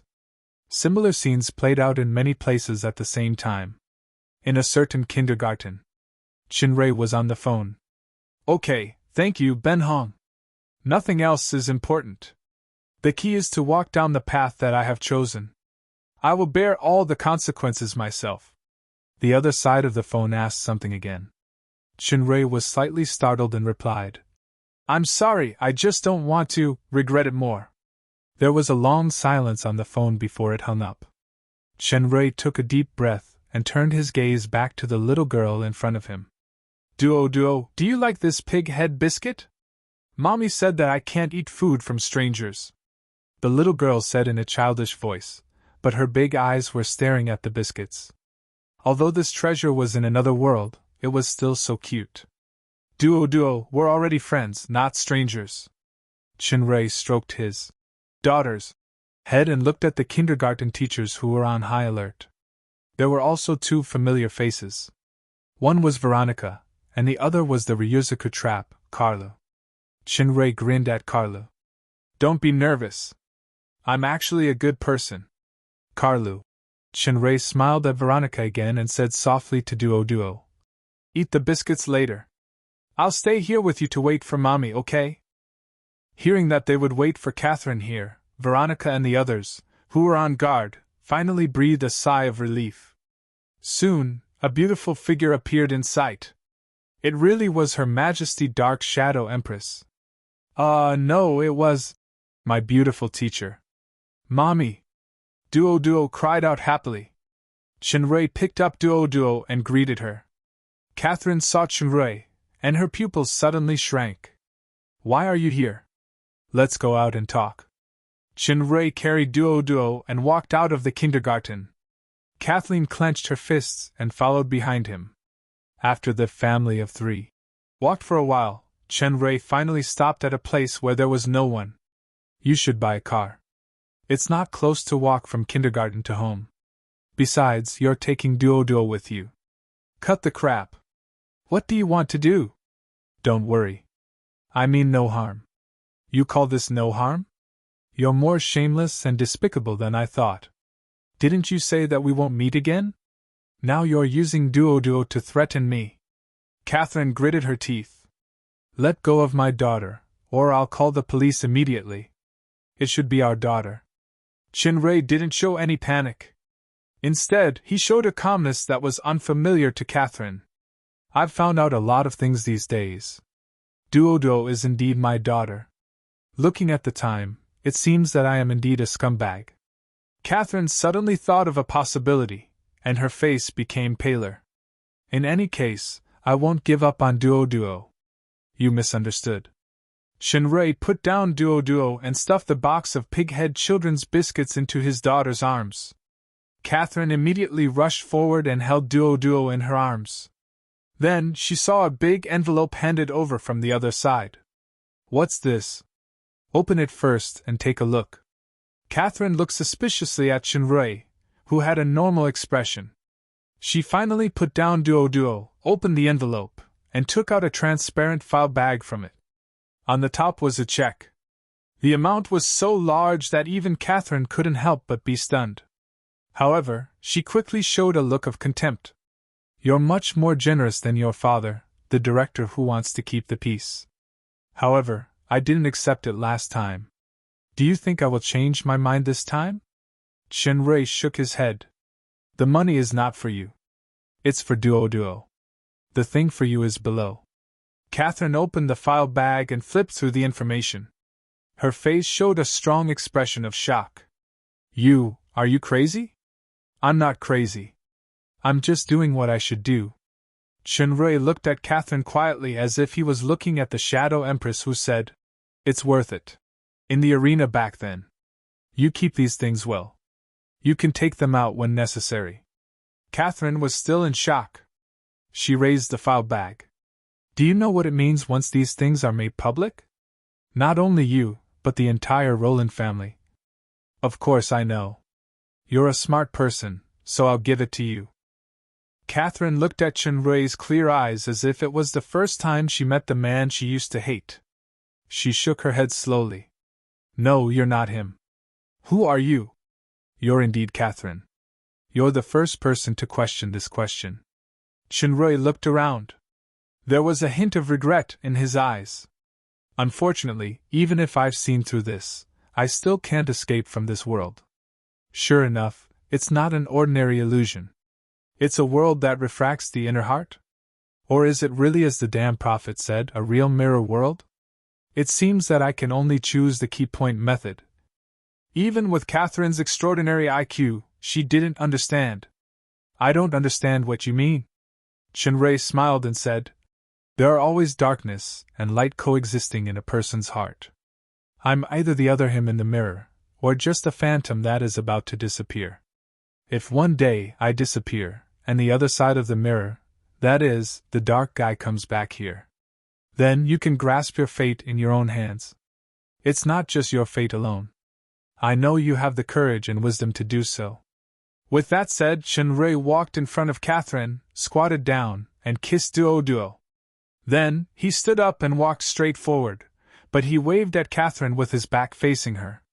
"No matter what kind of existence I am, or what kind of existence you are, it's nice to see you and Duo again. Take care." Watching the figure go away, a strange emotion surged in Catherine's heart.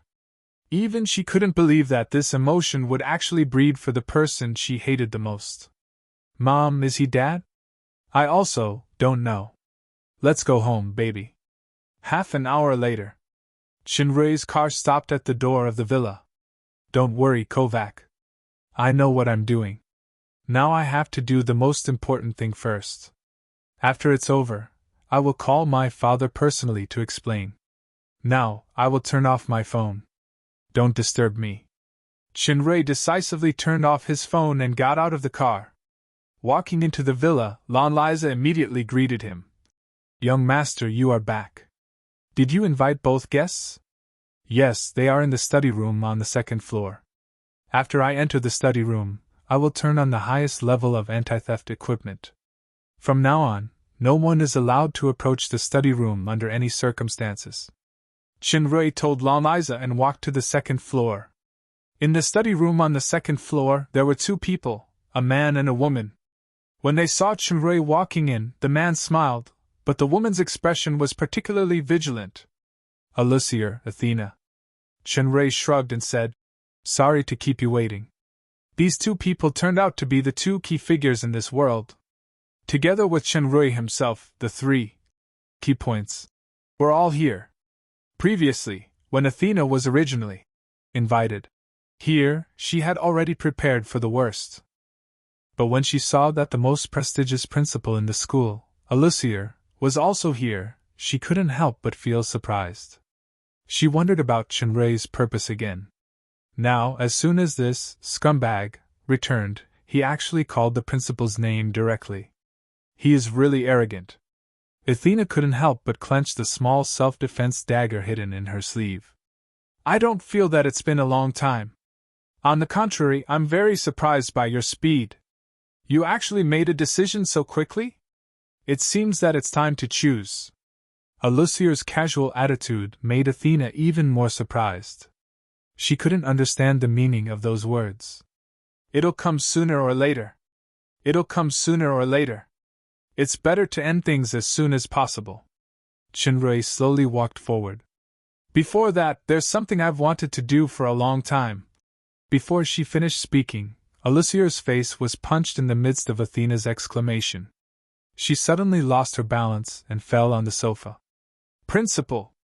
Athena angrily stood in front of Alucier. This bastard, how dare he be so lawless as to beat up Alucier, the highly respected principal, in front of her. Alucier took a long time to recover and slowly sat up on the sofa. Then, under the dumbfounded gaze of Chenrui, she actually spat out a miniature sports tooth protector from her mouth. She then took out a treatment spray from her bag and sprayed it on the wound. Then, she took out some medical cotton and wiped the wound. Her posture was calm and unruffled, as if she had already expected this punch. F***ck. Damn the prophet! Chenrui clenched his fist a little and had the urge to punch again. Chapter 1200.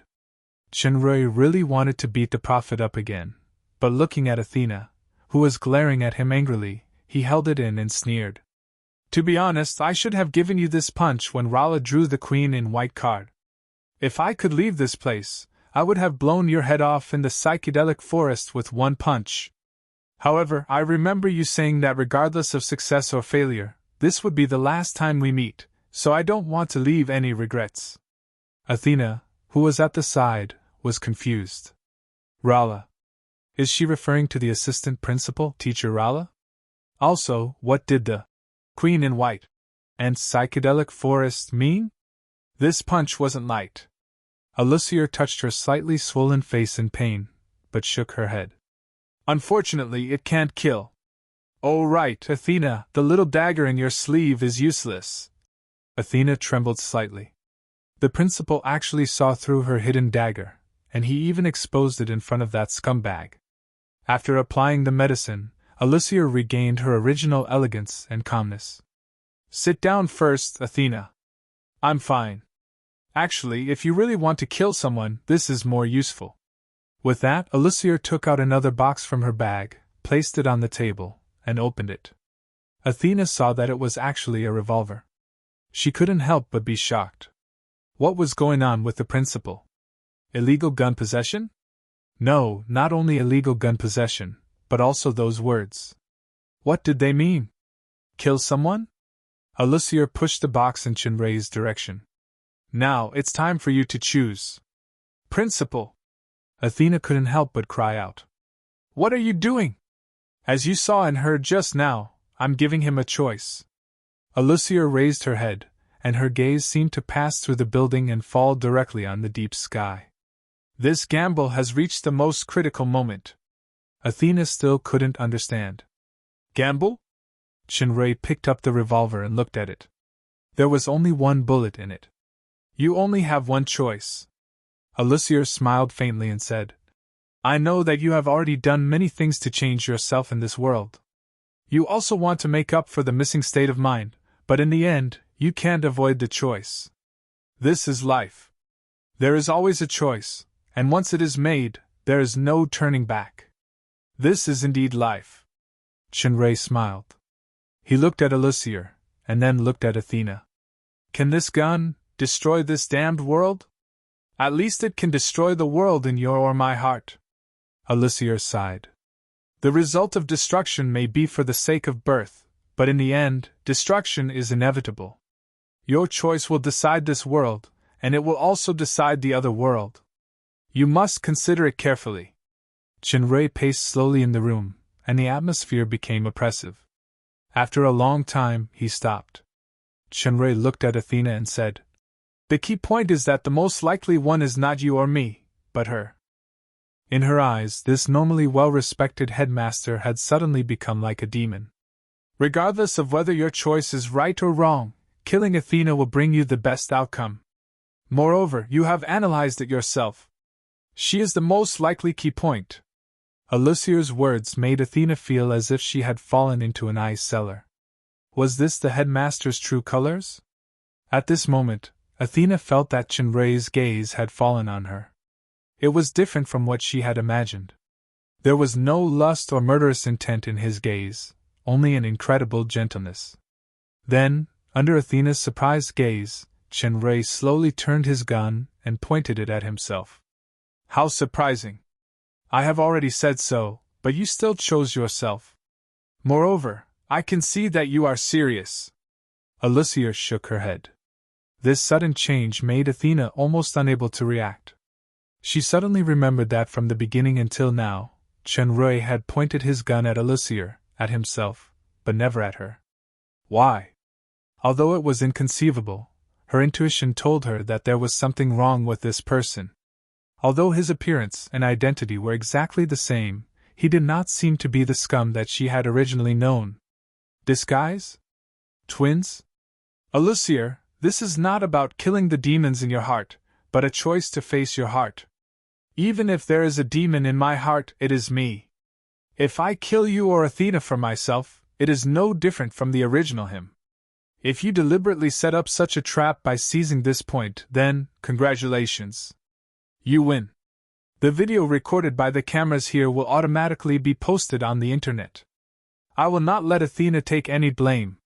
Your analysis is actually full of loopholes, and it is not entirely the reason why you chose to commit suicide. Alusier sighed. I can tell you that this is the stupidest path, and it is also a dead end. You should know very well why. My world, your world, they can both be destroyed. Chinray answered Alusier, but he kept looking at Athena's eyes.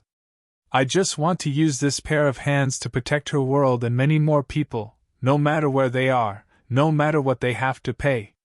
It was not a disguise. Nor was it an act. Athena's heart suddenly trembled, and an indescribable feeling suddenly filled her chest. She did not know why, but her heart suddenly began to ache. Athena. Chinray's eyes became gentler.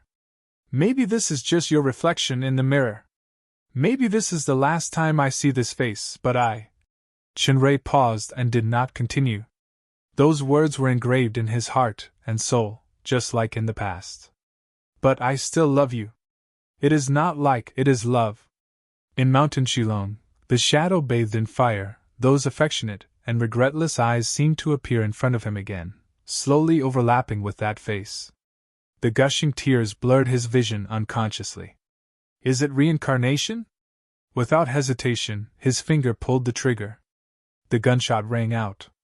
On campus, Tiffany, who was in front of the computer, repeatedly watched the video that had been uploaded to a certain large website. She hesitated for a moment and finally clicked publish. In the campus bank outside the student union office, Kia came to an ATM. After entering the password, she looked at the balance shown on the bank card. It was unbelievable. Her slightly trembling hand clenched the letter. The last sentence on the slightly deformed letter was vaguely, "Everything will be fine." On the street behind Kia, Alice, who was jumping with her hands behind her back, smiled and said something to her sister.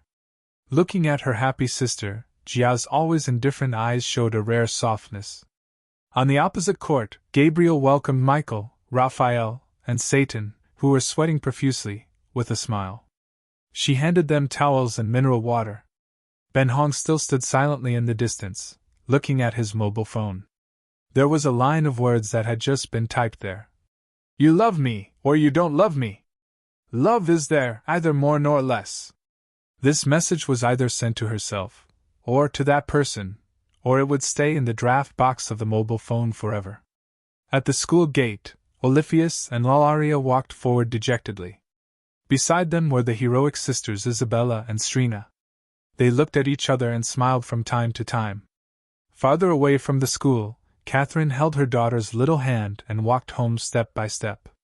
Duoduo was holding a bag of pig-head biscuits in her little hand. In Catherine's beautiful eyes, there was confusion, loss, and hope. There was an advertisement on the sign of the roadside bookstore. Disappointment is acceptable because it is limited, but you can't lose hope because it is endless. Chapter 1201. The wind blew, and the clouds in the sky constantly changed into various shapes. Things in the world were like clouds and dogs, ever changing. In the study of the villa, the muzzle of the gun was still emitting a faint green smoke. There was a bullet hole in the wall. Chenrui's scalp was scratched, and a few strands of his hair were scattered, but that was all. Chenrui looked at Athena in surprise. Athena's hand was holding the gun high. It was this sudden movement that caused the shot to miss at the critical moment. Alucier also seemed to be stunned. No one could have thought that it would be such a result. It was a shot that would decide his fate. It was the only bullet he had left. There was a 1/3 chance of success, but now it was equivalent to losing all hope of success. Chenrui's mind was blank, and it took him a long time to react. His hand loosened, and the gun fell to the ground. Why? Chenrui laughed bitterly and looked at Athena. Tears slowly slid down from Athena's eyes. I don't know who you are, and I don't know what happened. But life is so precious, why must we die? Why can't we all be strong and live? Chenrui sighed. Even for a scum like me, don't you want me to die? Although I don't know what happened to you, my eyes and my heart tell me that you are not scum. I don't want anyone to die, including you. Brave, kind, and even a little impulsive, it was still her. Chenrui was slightly shocked. He stared at Athena, slowly holding her hand that was originally raised, and placed it on his heart. Athena trembled slightly, but she did not resist. It turns out that I was wrong. You have the unique ego and persistence of life. You are a real existence. No, not only you, Kia Catherine, everyone is a real existence. As Chenrui spoke, his heart involuntarily resonated, or perhaps it was called understanding, and he slowly closed his eyes. Alucier did not disturb Chenrui. Her lips curled into a mysterious smile. It's a very warm feeling, real warmth, a real Athena. I understand now, Alucier. You didn't lie to me. This is a real world, a world reflected in my heart. Perhaps everyone has such a mirror world in their heart. In this sense, it is truly a parallel existence.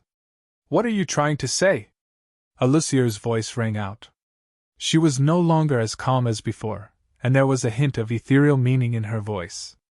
Chenrui slowly opened his eyes and let go of Athena's hand.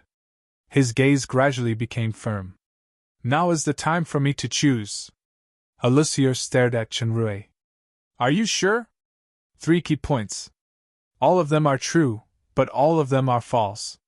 No matter which one I choose, I will fall into oblivion. Chenrui's eyes were no longer perplexed. There was only enlightenment, the enlightenment that came after experiencing life and death. Truth be told, you had already said the real key point the first time we met. Alucier laughed. She laughed loudly. Existence. Unlike before, when these 2 words came out from Chenrui's mouth, they contained an inexplicable power, causing the entire room to seemingly tremble. Chenrui cast a deep look at Athena. What is in my heart is the real existence. Thank you for your existence, Athena. Athena looked at those clear eyes, which were glistening with tears. She felt that they were so strange yet so familiar. There was even a sense of illusion, as though this man was her life and death lover from a long time ago. The true meaning of life is not death or birth, nor is it destruction or creation. Rather, it is existence. Chenrui's body emitted a faint glow. With every word he spoke, the surrounding space began to blur. Chenrui. Athena was surprised to find that in her vision, what was blurry was not the surrounding world, but Chenrui. His body began to thin out, as though it was some kind of illusion that was about to disappear from the world. Not only Chenrui, but Alucier was also thinning out. What is this? A kind of link power? Could it be? So that's how it is. I finally understand. At the same time, Chenrui also understood another mystery of the mirror world. He could not help but reveal a look of anger. The so-called key point is actually connected to the reality of another world. If I choose anyone to die, then relative to this world, the mirror image of the other world will also die. That's right. If you had just killed Athena or yourself, she and you in the other world will also die. Similarly, this includes me. Alucier's voice and figure became more and more ethereal. Now do you regret not choosing to shoot me? You don't even care about your own life. How terrifying, Chinrei said coldly. I'm not sure what your goal is, but what I can be sure of is that I won in the end. That's right. You won. Alucier shook her head and suddenly said something that surprised Chinrei. I also won. After saying that, under Athena's shocked gaze, this principle completely disappeared into thin air. I should go too. Athena. Chinrei's body had already become almost completely transparent. Where are you going? Athena could not help but ask. There was no longer any hatred in her heart. There was only confusion, and within the confusion, there was a faint, indescribable feeling. She did not know why it was like this, but she knew very well that this was the last time she would see this person. This man was willing to destroy his own world to protect her world. Or it was not for her, but for another, her, that could not be understood. Athena, if there is no concern in the other world, I really want to stay here and start everything with you again. Now I have to go back. There is another you and our child there. Take care. Athena saw the gradually disappearing hand slowly brushing her face. Although it eventually passed through and disappeared without a trace, the gentle feeling was still as clear as ever. Tears flowed out involuntarily. The surrounding space quickly changed and distorted. Finally, Chinrei's blurred vision became clear again.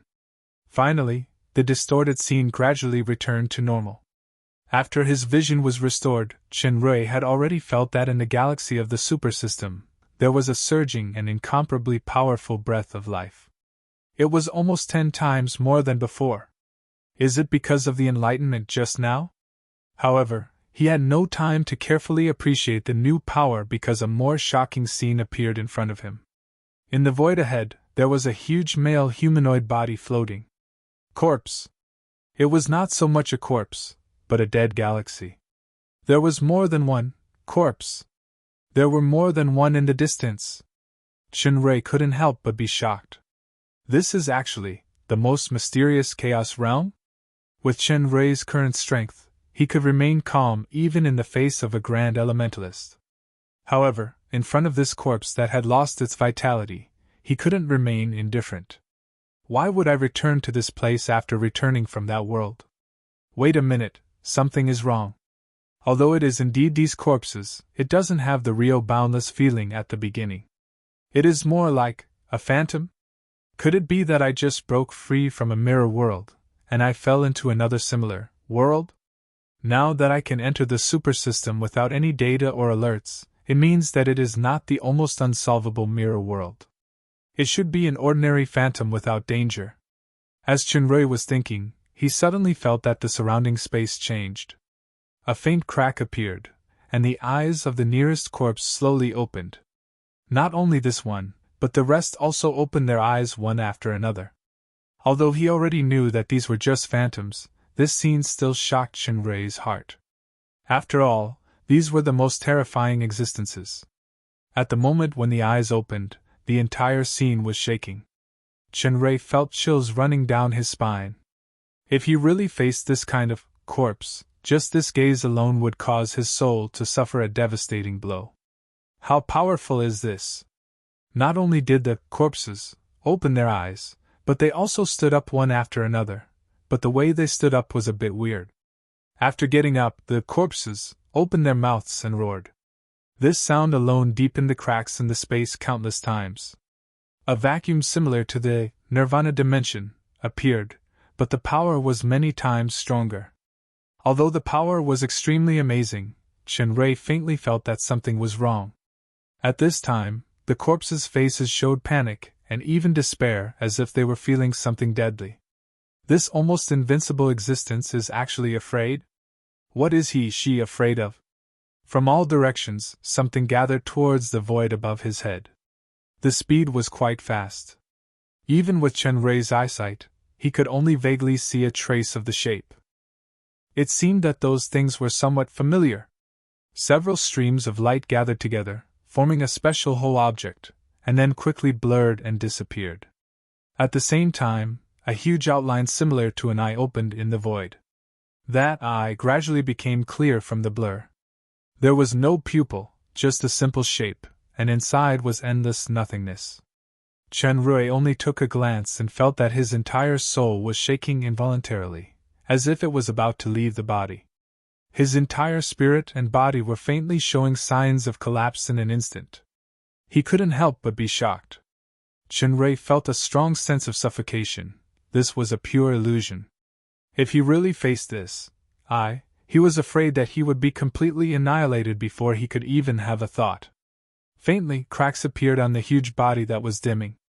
The cracks became clearer, and the figure also became clearer. One could see star-like rays of light appearing inside. These starlights seemed to be quickly being sucked by something. It was the eye. What those huge bodies were afraid of was this eye, with indescribable power. The strange thing was that the bodies of these giants seemed to be recovering rapidly. The cracks on their bodies also disappeared, and even their expressions. The uncomfortable feeling in Chen Rui's heart became stronger and stronger. He suddenly realized that it was like this. Chapter 1202. Chen Rui suddenly realized that the sequence of events in this illusion had been reversed. It was like watching a movie from the end to the beginning. Then the correct sequence of events should be: an eye opened in the void, the power of the giants was devoured, their bodies split open, and then something that triggered the power of the eye broke apart and flew away. The giants fell to the ground and became corpses. No wonder the posture of the corpses, standing up, was so awkward. With this realization, Chen Rui had a correct judgment of the following scene. In the void, the huge eye that slowly opened made the giants feel extremely terrified. The whole object that summoned the eye appeared again. A certain body collapsed, but it did not completely disappear. It gathered into this object, and just like before, it seemed to be 7 rays of light. In other words, it was the object formed by the annihilation of this body that summoned the eye that could destroy those giant existences. Or rather, it was this body that summoned it at the cost of death. The image of that body before it split began to appear in his sight. Compared to those giant existences, this body was only considered small, but it was this small, even neglected figure that caused an unimaginable result. A tall, thin man with 12 wings on his back, half white and half black, looked up at those unreachable existences in the sky. His facial features and body were blurred, but the stubbornness in his eyes could be felt even if it could not be seen clearly. After this image froze for a moment, the image in the space became blurred, and finally gradually returned to a familiar place, the hut. In the psychedelic forest, the hut where Elijah was. Chen Rui's heart was like a raging storm. He knew very well that what he had just seen was just a video, condensed by mental power, and it was not complete. However, this incomplete image revealed a shocking secret, or at least a corner of this secret. Twilight of the Gods. What had happened before? What level of existence was that eye at? What was it that summoned the eye? As Chen Rui's mind was racing, he suddenly had a strong feeling of danger. He saw a pair of eyes looking at him in front of him, the eyes of the man in the video. This wasn't an illusion. But really, Chen Rui, who felt extreme danger, suddenly raised his defense. He looked at the pair of eyes vigilantly. Perhaps due to some kind of space power, the analytical eyes did not give any special prompt. This pair of eyes did not give off any special pressure. Instead, it was filled with insight, as if nothing could be hidden. Within the insight, there was also a faint sense of deep emotion. Indifference, sorrow, affection, and even a faint sense of boredom. All sorts of contradictory emotions fused into an inconceivable whole. With just a glance, one would be involuntarily drawn in. Chen Rui was sure that this was the first time he had met such a strange gaze. However, there was a sense of déjà vu, as if he had seen it somewhere before. That's right. Chen Rui was slightly startled and finally remembered. Elemental plane, Tree of Nature. The man who had caused elemental goddess Lafferty to be annihilated. It was actually him. The man's facial features and body also slowly became clear. His eyes quietly watched Shinrui, and after a long time, he said 3 words. I've lost.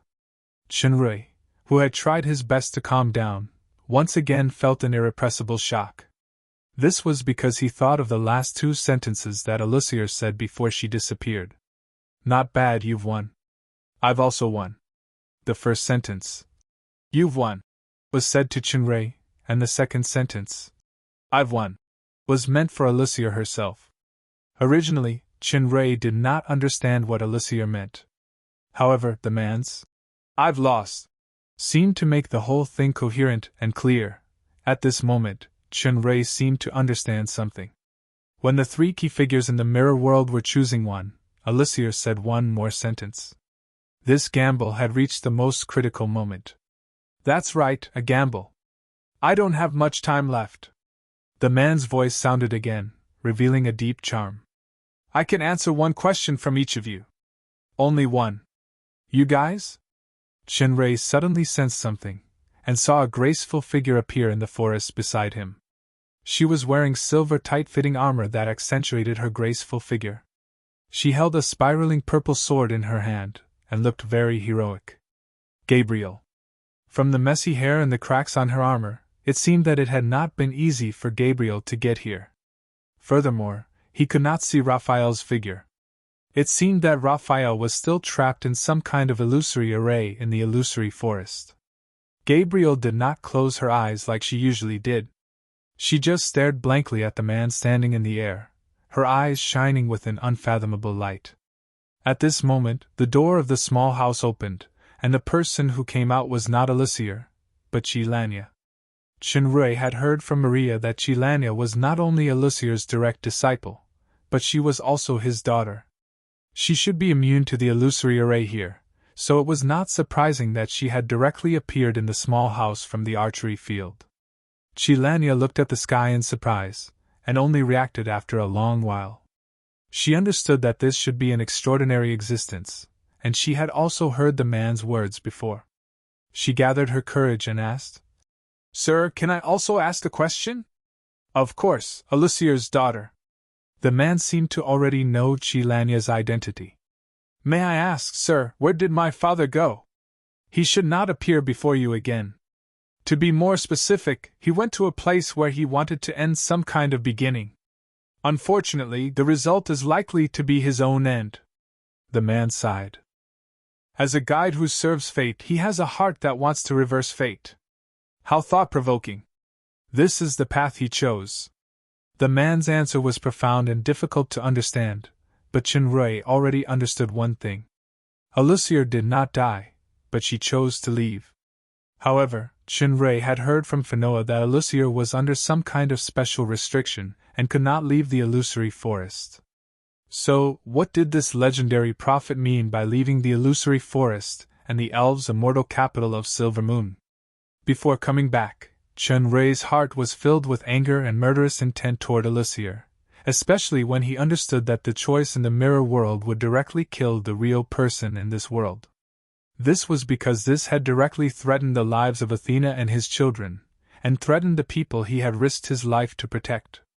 But now, Shinrui's hatred gradually faded. Things were not as simple as he had originally thought. What kind of role did Alucier play? He became more and more confused.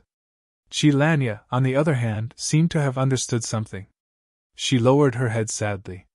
Tessanir. The man's gaze turned to Gabriel. This form of address made Gabriel tremble slightly, and she slowly walked over. Looking up at the man in the void, in Gabriel's silver and red pupils, that indescribable emotion became more and more intense. She just stared at the man's eyes. After a long time, Gabriel asked, Why did you make that choice? The man's gaze became gentle, and he sighed. This question released something that had been suppressed in Gabriel's heart for a long time.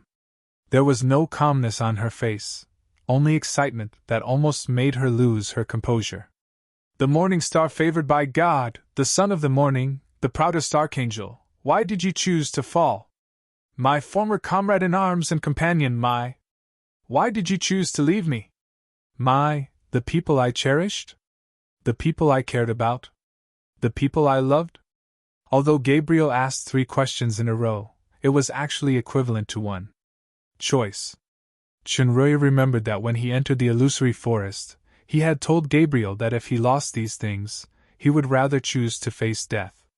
When Gabriel heard the word choice, there was a strange fluctuation in her emotions, and there seemed to be deep sorrow in her eyes. That was because she regarded Chenrui as him, and in her heart, choice was the biggest knot in her heart. Chenrui suddenly thought of the passage in the book of Isaiah that made Gabriel cry in the mirror world. Bright star, son of the morning, why did you fall from the sky? Why did you, the one who defeated the nations, be cut down to the ground? This passage surprisingly overlapped with Gabriel's current question. This seemed to be describing the fall of a certain person.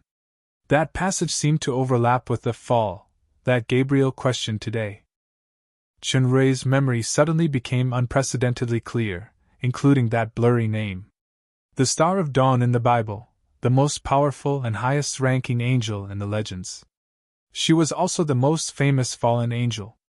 In the theologies and legends of his previous world, the name of this fallen angel often appeared. Even Chenrui, who was not very familiar with Western theology and culture, was familiar with it. Some people confused him with Satan, but in many ancient books, the two were actually separated. Especially in this world. Was that the man's name? Yes, he remembered that when Charlie misunderstood Chenrui as someone and begged for mercy before he was devoured by Ben Hong, he once said a word in horror. Lu. That's right. It should be him. On this side, the man looked deeply into Gabriel's eyes and said, Tessaniel, you have never let go of this matter. Back then, you did not have the courage to question me, and now finally. So, I will officially answer you, my former comrade and partner, the woman who has been watching me silently. I am sorry because that is my choice. This answer was equivalent to no answer, but Gabriel seemed to have gotten a certain answer, and a tear slowly fell from the corner of her eye. I am very sorry, Tessaniel, I can't answer any more of your questions. The man moved his gaze away from Gabriel and fell on Chenrui. Now, it is your turn, incredible soul. Chapter 1203. That title of Incredible Soulless made Chenrui secretly shudder. As for questions, there were simply too many questions in his mind. Just from the video, just now, he could ask many shocking questions about the battle between the huge existences, the 7 split streams of light, the eye in the sky. However, he could only ask one question now. What should I ask? Chenrui thought quickly and finally asked the question. Your Excellency Lucifer. Why are you in my body? The rest of the secrets could be discovered, but this question that was closely related to him was the most important. It was also what Chenrui had always been afraid of. This question actually contained several layers of meaning. Are you Lucifer? Do you exist in my body? Why do you exist? What do you want? The man obviously understood what Chenrui meant and said meaningfully. I should ask you in return, why are you in my body? Chenrui narrowed his eyes. What do you mean? If you want to brush me off or don't dare to tell the truth, I can give up on this question. I will find the answer myself. This tone was quite impolite. Even Gabriel couldn't help but raise her eyebrows. The man didn't mind and was still indifferent. The body I am talking about is not your human body, but the 7 chapters of the beginning and end. The 7 chapters of the beginning and end. This unfamiliar name immediately made Chenrui react. 7 artifacts? The man had already said. The 7 chapters of the beginning and end are the 7 artifacts that you know of. They are related to a kind of taboo power that surpasses everything. I believe you have seen it in the illusion previously. At the same time, they also hide another secret that is closely related to me. That is, every chapter contains a fragment of my soul. Therefore, the 7 artifacts will constantly choose the most suitable bloodline user's recognition. When these people use them, They will also return a part of the bloodline power to the 7 chapters. In the long run, one day, I will be able to awaken and complete the soul fragment after accumulating enough power. Then I will truly awaken. Unfortunately, life is unpredictable, and I met you. When you obtained the chapter of Earth, you should have been rejected, but just as I said, you have an inconceivable soul power, and you were able to directly awaken that soul fragment. What I find even more inconceivable is that my soul fragment was actually suppressed by you. You can even use a special fusion method to forcibly move the chapter of Earth. At that time, your strength was unbelievably low. Let alone a kingdom, you didn't even comprehend a domain. When he said this, the one who was the most shocked was Gabriel. An ant who had not even comprehended the power of domain could actually suppress his soul fragment and forcibly activate the 7 divine weapons. What did that mean? As one of the insiders back then, Gabriel was very clear that the 7 chapters of the beginning and end were the most special existences. Other than him, even gods could not directly control them. Chinrei finally understood that there was such a secret behind the recognition of the 7 divine artifacts. As for the incredible method mentioned by the other party, he was well aware of it: super systems, deep analysis. The question was, did Lucifer know about the super system? The man's voice continued. There is one thing that you may not have thought of. The more parts of the 7 chapters of the beginning and end that you fuse, the more complete my soul is. When you gathered the 7 chapters of the beginning and end, my soul finally truly awakened with the help of the tree of nature. Unfortunately, due to the serious lack of bloodline power, this awakening was actually in a state of forced overdraft. It was in a precarious situation, and I could be swallowed by you at any time. Until I saw Lafferty in the elemental world. Lafferty! Gabriel was taken aback. Her soul fragment was completely annihilated. I used the tree of nature to transform part of her divine power to avoid the danger of her soul annihilation and bought a little more time. You actually killed Lafferty and took part of her divine power? Gabriel's face became a little pale. This was my choice, and also Tashanil's choice. There was a touch of sadness in the man's eyes. Her resurrection was not conscious. It was just passive and spontaneous. The most important thing is that this world does not need God. With the origin of destruction and creation in one body, you are the most suitable body. The man's gaze returned to Chinrei. Perhaps in the unseen world, we have some inexplicable connections since a long time ago. For example, descendant. To be more precise, it's a daughter. The last 2 words were tantamount to a huge shock for Chinrei. He suddenly thought of the heart of God in Duoduo and Ben Hong's misunderstanding of Duoduo. It turned out that the bloodline inheritance of Little Phoenix was actually from daughter? Gabriel couldn't help but ask. Just as Chinrei was about to speak, the man had already continued. Unfortunately, my soul power is too weak. Even if I take over this body, my strength will greatly regress, and I won't be able to recover in a short period of time. So, Elisier and I made a bet. In the end, I lost to you, and also lost to Elisier. I still can't understand what kind of existence you are, but you have already understood the existence of self. So, the meaning of my existence can also be changed. At this point, a lot of the mysteries in Chinrei's heart were finally solved. It turned out that the experience in the mirror world was a bet of possession. If he could not understand the meaning of life, then he would be detained in the mirror world forever, and Lucifer's soul would occupy his body. The one who cast the mirror world should be Elisier and Lucifer working together. So, when Elisier gave him that wood card, it was not only to save the tree of nature, but also for Lucifer's rebirth? But why was there still a bet of the mirror world? At this point, the man's figure had already become a little faint, and he looked at Chilanya. Daughter of Elisier, didn't your father have something to give him? Chilanya remembered her father's instructions, and as if she had just woken up from a dream, she hurriedly took out a small box and handed it to Chinrei. This is the last thing my father left for you. It can't be that revolver, right? Chinrei took the box, opened it, and his expression changed slightly. It's actually this thing. A magic card laid on the surface, Fate Duel. Playing this trick again? Shinrui suddenly felt that the picture on the back of the card was a little familiar, as if it was the item that summoned the I to kill the huge existence. He slowly flipped over the card, the highest card of the Chaos faction, the Lord of Darkness. This is the bet you've won. Remember, you only have one chance to use the Supreme Key. Furthermore, you must not only have the resolve to destroy yourself, but you must also have the courage to bear the destruction of everything. The man's voice gradually grew weaker. The Supreme Key?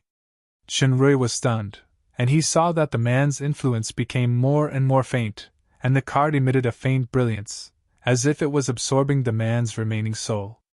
At the same time, the 7 artifacts appeared out of thin air, and combined into a strange object, which was the thing that summoned the I, and also the Supreme Key that Lucifer mentioned. The picture on the back of the Lord of Darkness flashed, and the mysterious key, formed by the 7 artifacts, gradually disappeared and was absorbed into the card. Wait a minute, Lucifer! Gabriel realized something, and for the first time, she called out the man's name loudly. I still have a lot to say. If there is another world, you, me, Lafty, and more people will be reunited. After Lucifer finished his last sentence, the shadow completely disappeared, and the light on the Lord of Darkness card also disappeared. At the moment when the light disappeared, Shinrui felt his mind relax, as if some power that had been suppressing him had disappeared. Gabriel stared at the Lord of Darkness card in Shinrui's hand in a daze, and all the strength in her body seemed to be drained. On the other side, Chilania already had a few more things in her hand. This is the Eye Scanoderma, and the rainbow Kala Lotus that you asked Her Majesty live. The Eye Scanoderma looked a bit like a Ganoderma, crystal clear, and emitted a faint chill. The rainbow Kala Lotus was snow white, and looked like a horse's hoof. Its leaves were colorful, and that was how it got its name.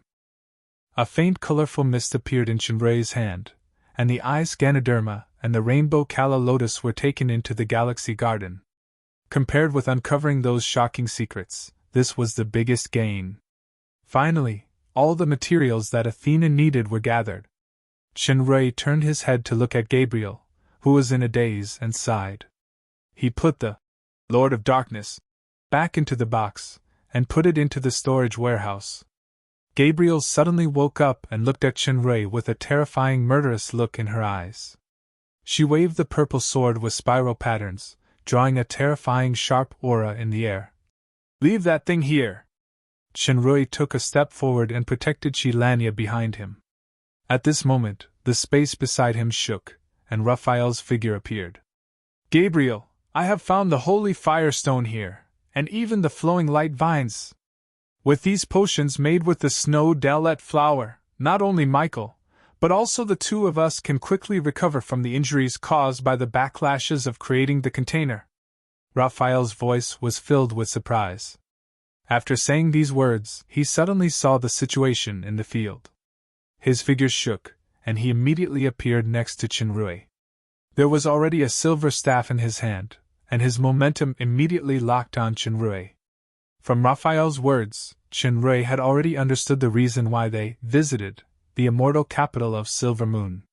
Just as Ben Hung expected, when the elemental realm was in turmoil, the 3 supreme angels risked using the creation container to display the power of the Book of Creation, and stabilize the rampaging light elements at White Cliff. However, they also suffered a heavy backlashes. Only Elusier had some of the materials to recover, so they came here in person. So you are all injured, so you are even less of a match for me, Shinrui said lightly. Starlight shone on his body, and the doubled life force and the disappearance of some kind of pressure in his heart made the aura in the starlight several times stronger than before. This was under the condition that he did not use the mirror of the gods of the heavens to fuse with his beloved. It seemed that the existence that the mirror world comprehended was not as simple as getting out of trouble. Feeling the terrifying aura, Gabriel and Raphael's expressions changed at the same time. This enemy was too terrifying. Every time they met, his strength increased by a level. His current state was much stronger than when he was in the archery arena not long ago. Gabriel, if you really want to fight, I won't hold back. But I just want to say this is his choice. The word choice seemed to hit Gabriel's vitals. His body trembled, and the holy melody sword in his hand drooped down powerlessly. Under Raphael's puzzled gaze, Gabriel sighed, turned around, and left. Raphael looked at Chinray doubtfully, but finally followed, and the two figures gradually faded. Chapter 1204. After Gabriel and Raphael left, Chinray bid farewell to Chilanya and left the psychedelic forest. When he returned to the archery arena and saw the familiar Rala and Alice, they vaguely overlapped with the images in the mirror world that he experienced not long ago. Although a few days in the mirror world were only a few hours in this world, Chinray felt like it was a lifetime ago. The battle in the mirror world. Yes, it was indeed a battle. The battle with himself, the battle with choices, and the battle of life and death set by Lucifer and Elysier. It was more dangerous than any battle he had experienced before. When Chinray chose to protect Athena and ended the battle with himself as the key point, he defeated himself and transcended life and death. However, he lost to Lucifer. However, at the critical moment, Athena in the mirror world chose to protect Chinray, allowing Chinray to truly understand the meaning of life and win the overall situation.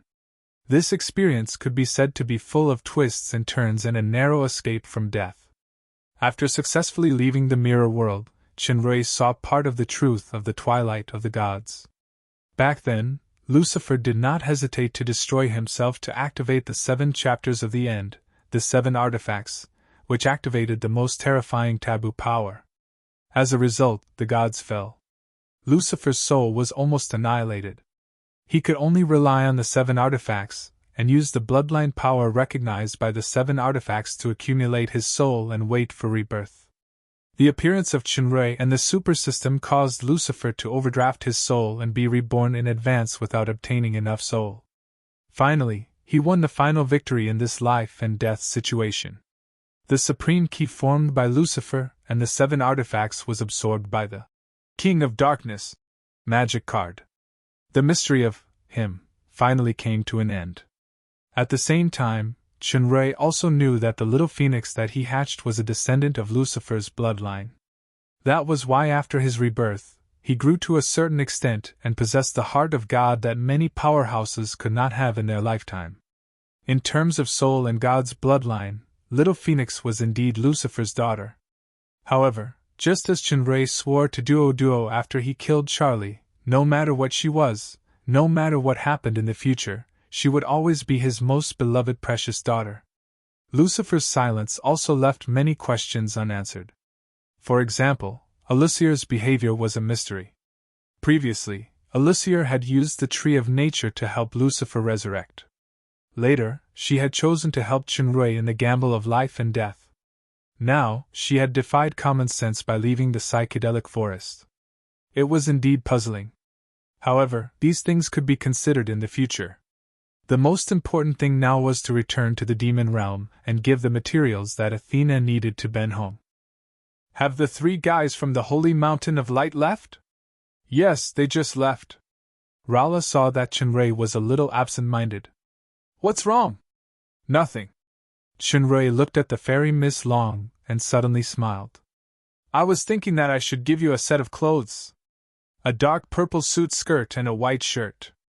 By the way, I should also give you a pair of gold-rimmed glasses, Miss Assistant Principal. What? The fairy Miss Long asked blankly. She really did not understand what this meant. However, it must be a happy thing for a man to give her a set of clothes. What about me? Alice, who had already returned to Rala's side, heard that there was something to give her, and her ears perked up. Let me ask a question first. If I kidnap you, Alice covered her mouth in surprise. Is it going to be locked up in a secret room, humiliating training, or something? I'm so scared. Chinray broke out in a cold sweat. If he had known, he would have locked her up in the other world for a while longer. You seem to be looking forward to it, right? The fairy Miss Long saw through a certain Lolita princess' thoughts. The Lolita princess cupped her face. Teacher Rala, hee. Sister Rala, I'm going to be shy. What a locked up in a secret room and humiliating training. Michelle, who was at the side, curiously asked Alice quietly. Humph, that's a secret. Aren't good friends supposed to share secrets? All right. I'll look for it first. I think it's this book. What a strange book cover. Can I touch it? Seeing that Alice was about to flip open the dirty book, Chen-rui quickly snatched it away and disappeared from the storage in the blink of an eye.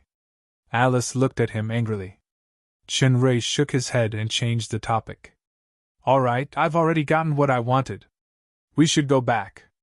The moment he said this, Alice's puffed-up face immediately deflated. Michelle bit her lips and asked softly, Are you guys going back to the demon realm? Yes. Chen-rui stroked the elf princess's green curly hair. If there's a chance, I'll bring Alice back to the immortal capital to visit you and by phone. Definitely. I can't bear to leave you guys. Michelle's voice was choked. She hugged Chen-rui's waist tightly and hugged Alice. Alice's eyes were also red as she hugged Michelle tightly. Alice looked up at Chen-rui. Brother, let's bring Michelle back to the demon realm, all right? Chen-rui shook his head. Not now. She's the elf princess. Her mother and sister are both here. If she follows us back to the demon realm, she'll implicate the elf clan. Alice also knew that her idea wasn't realistic. She lowered her head dejectedly. I said not now. Chen-rui's gaze became distant as he looked into the distance. There will be a day in the future when Michelle can come to the demon realm to play or live without any restrictions. Alice, you can also bask in the sunlight freely without any unnecessary hatred or war. Perhaps there's still a long time before that day comes, but it will happen. Trust me. Yes. The two Lolas nodded simultaneously. On the other side, Rala also lowered her voice and said goodbye to her father, the Elf King. She also emphasized her mother's blacklist. Span could only smile bitterly. In the direction that Chen-rui's gaze landed, Rambus, who was beside First Elf Princess Phyllis, absent-mindedly chatted as she looked into the distance. She knew very well that it was like two crossed lines. Even though they had intersected before, they were now gradually drifting apart. She and he were already people from two different worlds. From the moment she made the choice that year, this was already destined. Regardless of whether the choice was right or wrong, the two of them would continue down this path.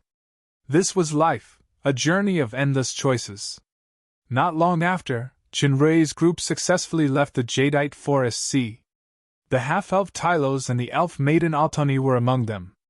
Even though the half-elf had won the archery competition, his relationship with Altani would definitely not be recognized by the elves. Staying in the Jadeite Forest Sea would not only not fulfill his wish, but his life would also be in danger. The half-elf had made a solemn vow long ago. Now that Chen-rui helped him win and showed such strong strength, the half-elf successfully took away his beloved with the deterrence of a super powerhouse. This strengthened Tylos' determination to follow. Chen-rui did not refuse Tylos' allegiance. He originally wanted to leave the half-elf couple in the Island of Storms, but Tylos offered to follow him to the demon realm. Chen-rui thought about it and agreed. After keeping everyone in the Tower of Glory, Chen-rui opened the Stargate and returned to the Dark Moon's house immediately. To Chen-rui's surprise, there were a few more guests in the house. The Dragon Emperor's father-in-law, Augilus, as well as the Black Dragon's eldest daughter, Julia, and the henpecked Blue Dragon's Daniel, whom he had not seen for many years. Both of them had stepped into the kingdom rank, and Augilus had already reached the false god rank. Julia was a distant relative of Augustus. Blue Dragon Daniel and Paglio were old friends for thousands of years. There was also the disgraceful history of having a crush on Rala years ago, but he was killed by the fairy Miss Long. Both of them had lived in the Dark Moon for a period of time and made friends with Chen-rui and others. Later, both of them returned to the Dragon Island to train behind closed doors. After breaking through to the kingdom level, they wanted to come to the Dark Moon to show off, but the bad news. came one after another, causing the two guys to be terrified. Piglio has reached demigod strength. Rala is at the peak of demigod. Shinrei is a pseudo-god. Actually, these were all the evening news. The real situation now, even if the Dragon Emperor's father-in-law knew, he would probably jump in anger. Julia and Daniel followed His Majesty Dragon Emperor to the Dark Moon this time to meet their friends who they had not seen for many years and, conveniently, dig out the secret of these guys' rapid progress. And Julia, this is for you. Remember to leave half for Grandpa Augustus. Baby Dwoodwa's charm was unstoppable. Even Julia, who always liked to pretend to be cool, couldn't bear to let go of the little girl. On one side, Grandpa Augustus, who was told to leave half of the cake, was so moved that he almost burst into tears. This little girl really cares about me. If it were Lala Leah, there would be nothing left. Actually, it's the fruit of Dragon Emperor's education. Suddenly, Dwoodwa's big eyes opened as she sensed Shinrei's return. She broke free from Julia's arms and flew in the direction of the Stargate. Dad! Shinrei hugged his baby daughter tightly and kissed her again and again. Thank God, she is finally not the baby who is vigilant against her dad in the kindergarten. Augustus looked enviously at Shinrei, who was held by Duo. Unfortunately, when his daughter Lala saw him, she just laughed a few times, then she pulled Oliphius and muttered. Dragon Emperor's father pricked up his ears. He vaguely heard the sentence. If the old guy forces us to marry, we will definitely ignore him. And he couldn't help but roll his eyes. Shinrei. Kia and Isabella's voices sounded at the same time. Shinrei hugged Duo and kissed the faces of the art major girl and the policewoman, respectively. His eyes fell on Athena, who was supporting his body behind him. He put down Duo and came to the mother-to-be. I'm back. It's good that you're back. Athena didn't know that she had walked between life and death because of the mirror world. She didn't even know that she in the other world had finally saved all of this. She just clearly felt the passion and affection in his eyes. Suddenly, she seemed to have returned to the year when she first met this man, and her heart was filled with sweetness. Oh, someone is finally willing to come back after spending his time in the human world. Who is the little beauty behind? She should be an elf from the human world. Could she be the new girl that the captain hooked up with? Hearing the voices of these two jealous and hateful bad friends, Shinrei suddenly turned around and said, You two idiots, how about a game of basketball? Basketball? Looking at the two guys who didn't understand looking at each other, Shinrei showed a knowing smile on his face. Chapter 1205. That's all he said? Ben Hong's indifferent gaze moved away from the magic card. He did not ask Shinrei to give the magic card to her. Instead, he fell silent. Shinrei did not hide anything from Ben Hong. He told him about his experience in the illusory forest. Of course, he only mentioned about the mirror world. He only said that under the guidance of the legendary prophet, he had a life-and-death gamble with Lucifer and finally won by luck. The defeated Lucifer and the supreme key were integrated into Elysir's King of Darkness magic card. Although Ben Hong appeared calm, Shinrei could still feel the sadness. After escaping from the mirror world, Shinrei had a further understanding of the mystery of that strange world. The mirror world was actually a mixed world of his, Lucifer's, and Elysir's inner consciousness. It was not only a reflection of his own mind, but also a reflection of the mind of a second or third person. The main characters formed by Shinrei's mind reflection in the mirror world were Athena, Kia, Rala, and others, while Lucifer was Satan, Ben Hong, Michael, Gabriel, Raphael, and others. If the characters were compared to the flesh and blood of the world, then the skeleton of the whole world, including the intersection and contradictory relationships between the characters, was constructed by Elysir. Among them, Shinrei and Lucifer were mixed into one person, becoming the link between the characters of the two worlds and the protagonists of the whole world. In that world, a considerable part of Gabriel and Ben Hong's feelings for Shinrei, and in fact for Lucifer, should be a reflection of reality. Judging from Gabriel's words and actions in the illusory forest, at the beginning, Lucifer, Satan, Michael, and Ben Hong were all on the same side, just like the relationship in the mirror world. In particular, when Gabriel asked, "Why did I fall?" she used the title, "God's favored morning star, son of the morning, the proudest archangel." Then, Lucifer should have been the most powerful archangel back then. Satan, Ben Hong, Abaddon, and the others were likely angels. Later, due to some unforeseen event, they chose to fall and join the opposing camp, becoming enemies with Michael, Gabriel, and the others. Gabriel was shocked by Lucifer's fall. Or rather, he couldn't believe it. Because of his lack of courage or timing, he couldn't confront Lucifer until today. Compared to Gabriel, Ben Hong, who had always been silent and not good at expressing himself, chose to follow in silence and fall together. "If you sink into darkness, I will follow you to eternal damnation." When she determined that Chunrei was him, this woman, who was originally proud and even willing to die together with him, chose to follow him with all her might, sparing no effort to help, and fighting with her life. From this point of view, Chunrei believed that Ben Hong, who had always been bad at expressing himself, had deeper feelings for Lucifer than Gabriel. Unfortunately, Chunrei was always Chunrei, not the him, in her heart. After the real him appeared, he never mentioned Ben Hong's name from beginning to end.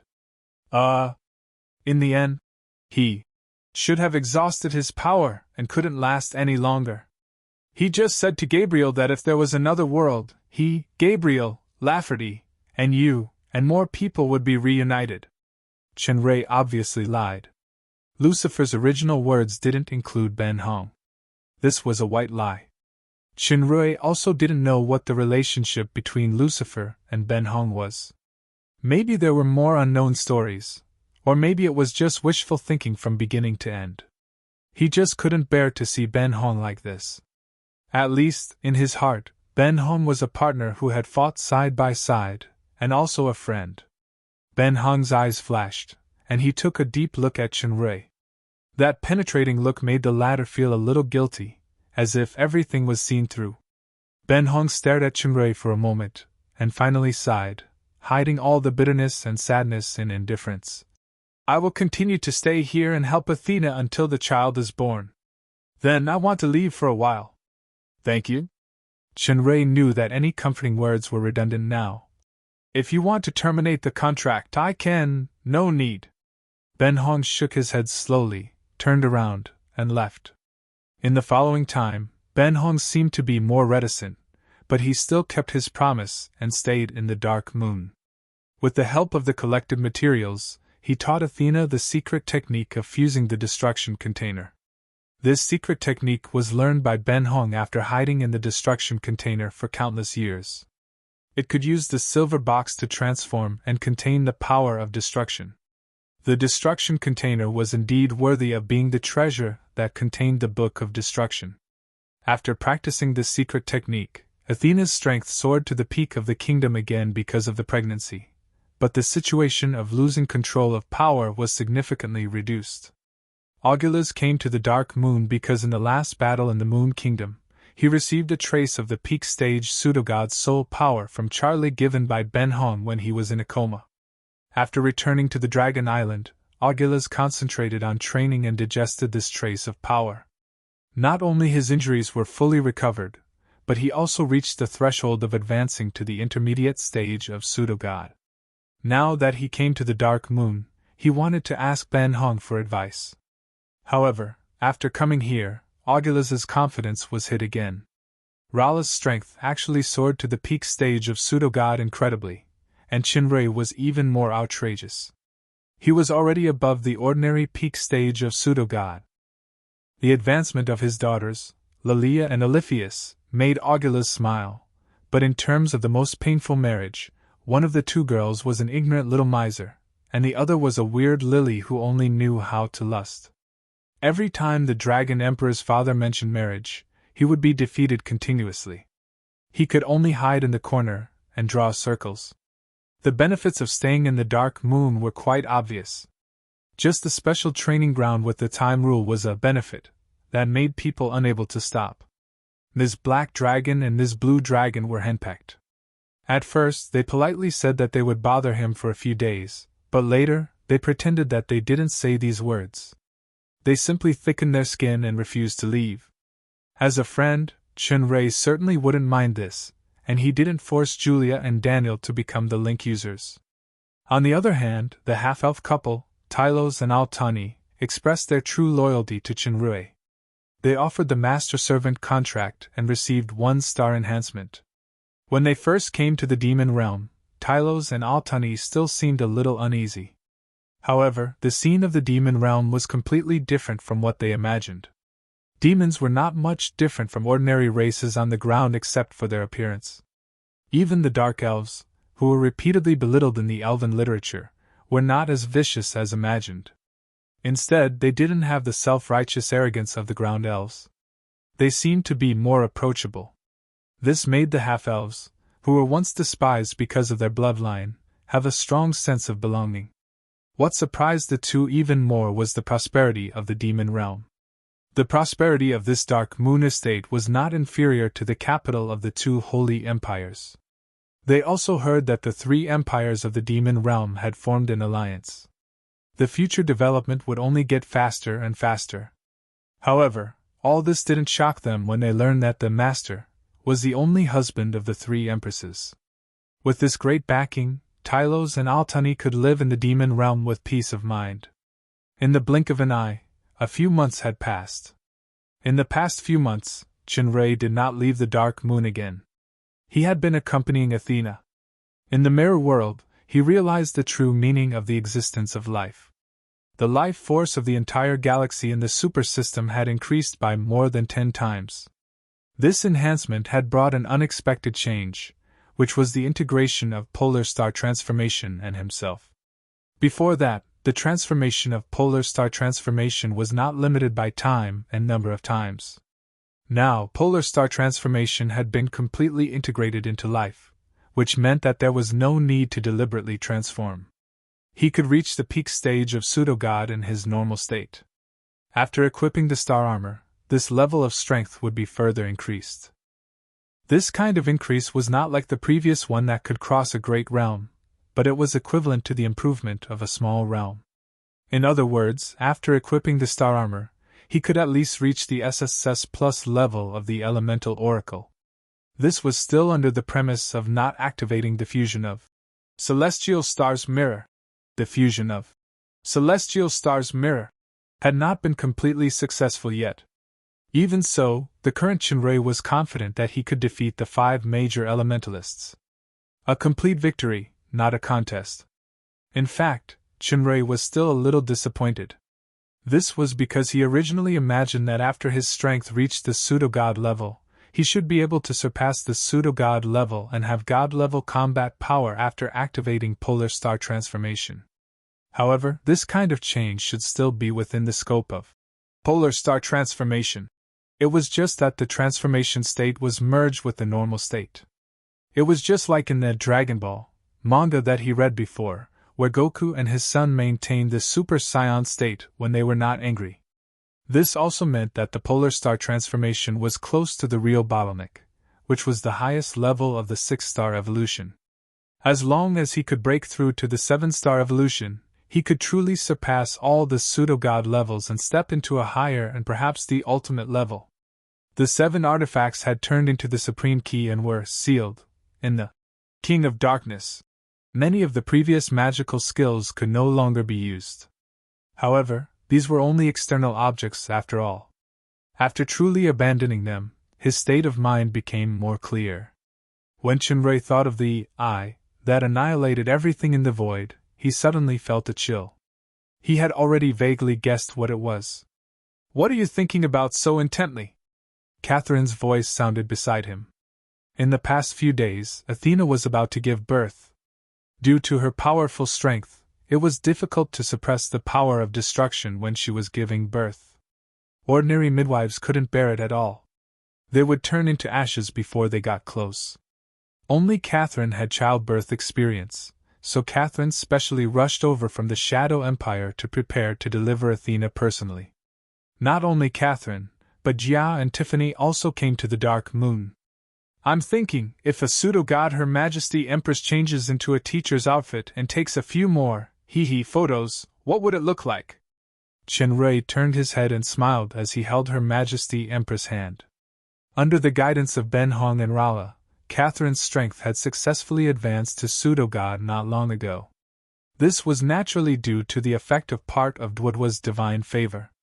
Sir Paglio, who had always wanted to break through to the peak of demigod to catch up with Catherine, had completely given up. Chapter 1206. Dark clouds covered the sky above the courtyard, and there were faint traces of lightning. The ground vibrated at a disordered frequency from time to time, and there were various traces of destruction. A protective formation had been set up in the vicinity long ago to prevent the power from spreading and hurting innocent people. From the outside, there seemed to be nothing unusual in this block. Everyone was waiting outside the house, and the expressions on their faces were mostly anxious and expectant. The most anxious one was, of course, Chenrui.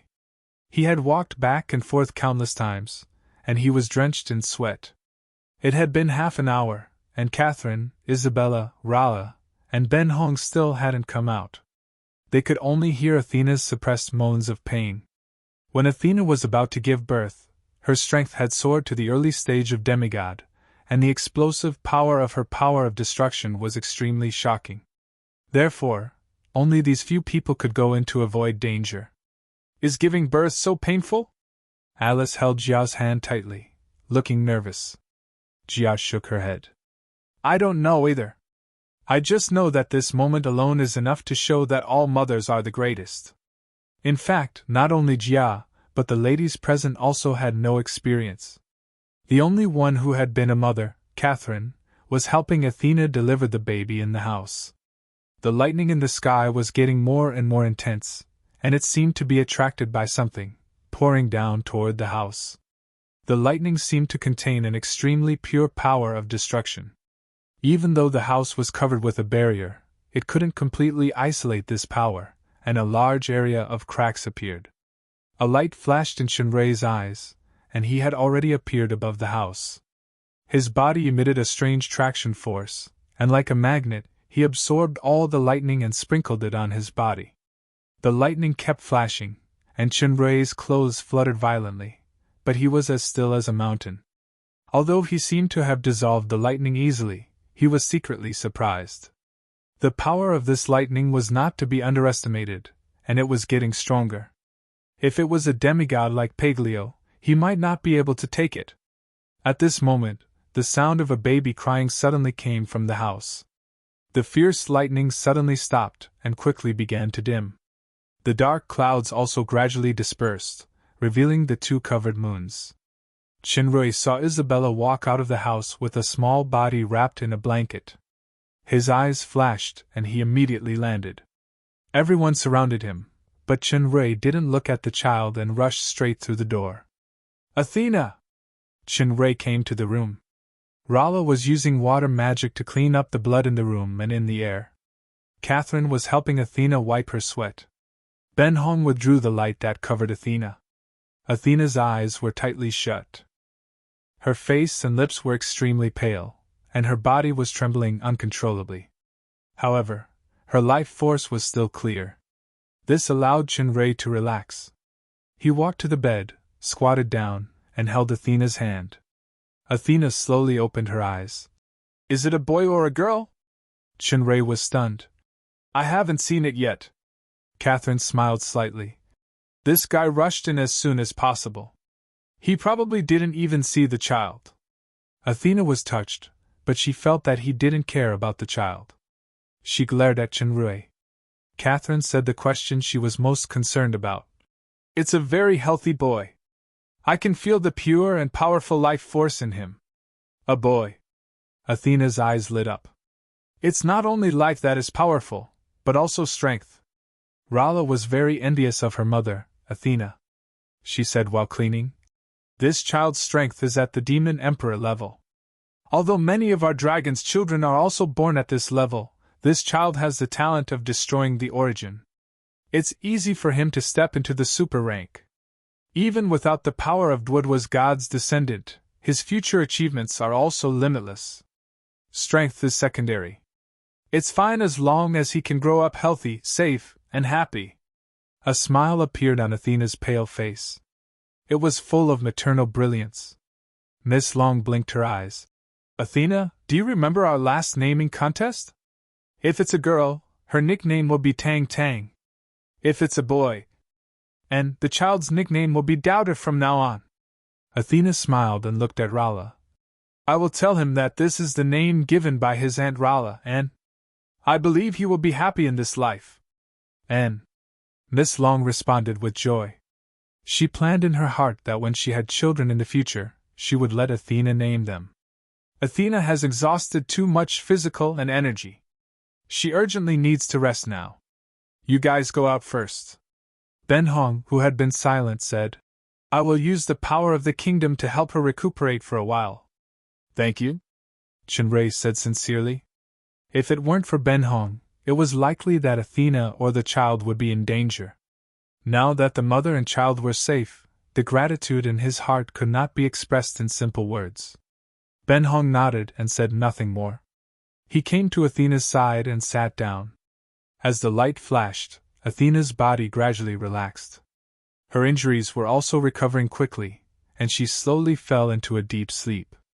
Chenrui, Catherine, and Rala walked out of the room and saw that Isabella had been surrounded by a large circle of people. It was noisy, and their attention was focused on the little fellow whose nickname should be Daudu. The little fellow did not open her eyes, nor did she cry. She just closed her eyes as if she had fallen asleep after the previous cry.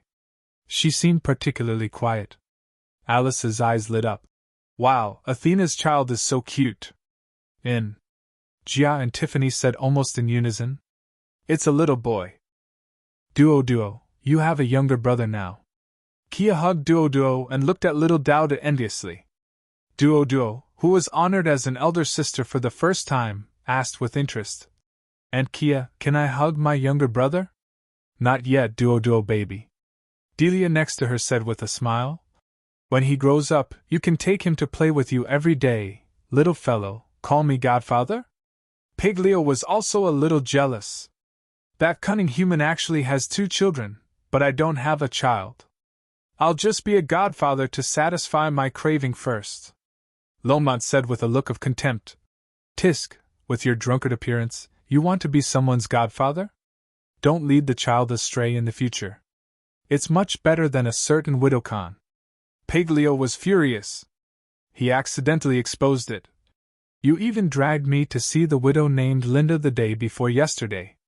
Lomont felt that Delia's sword-like gaze was about to penetrate his spine. He secretly scolded the poison dragon for tricking his teammate, so he immediately retorted. Isabella, who was holding the child, felt that the saliva of these two was about to spray over. She glared at them. You 2 bastards, go away if you want to quarrel. Don't disturb the child. Sister, why does this child not look so beautiful? Oliphius asked curiously. Newborn children are like this. They will become more and more beautiful after a while. Lala looked regretful. He's so cute, but he's not a girl. Otherwise, I will risk my life to kiss him and take away his first kiss.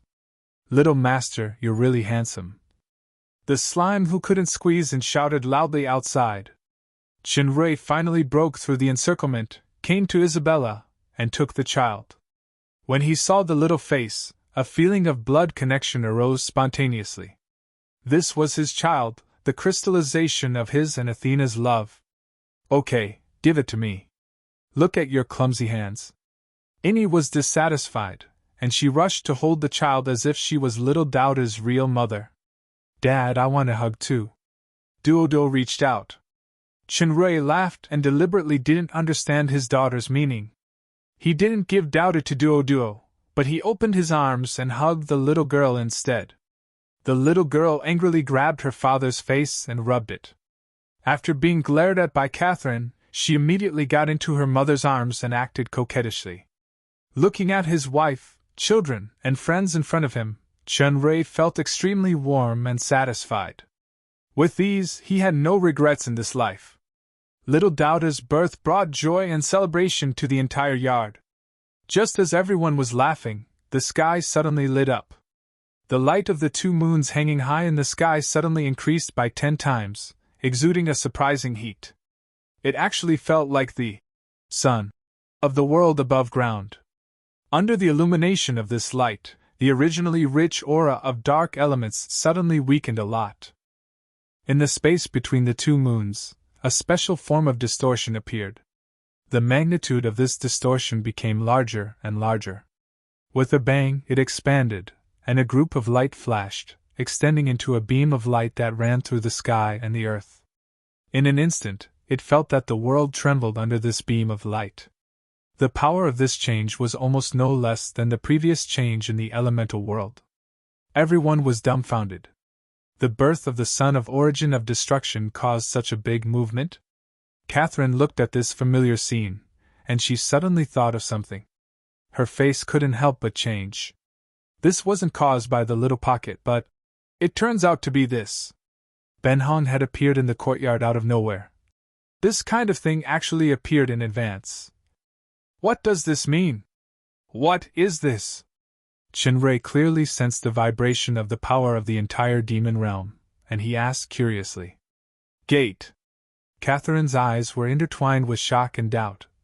It should have appeared more than 100 years later, but now it is actually ahead of schedule.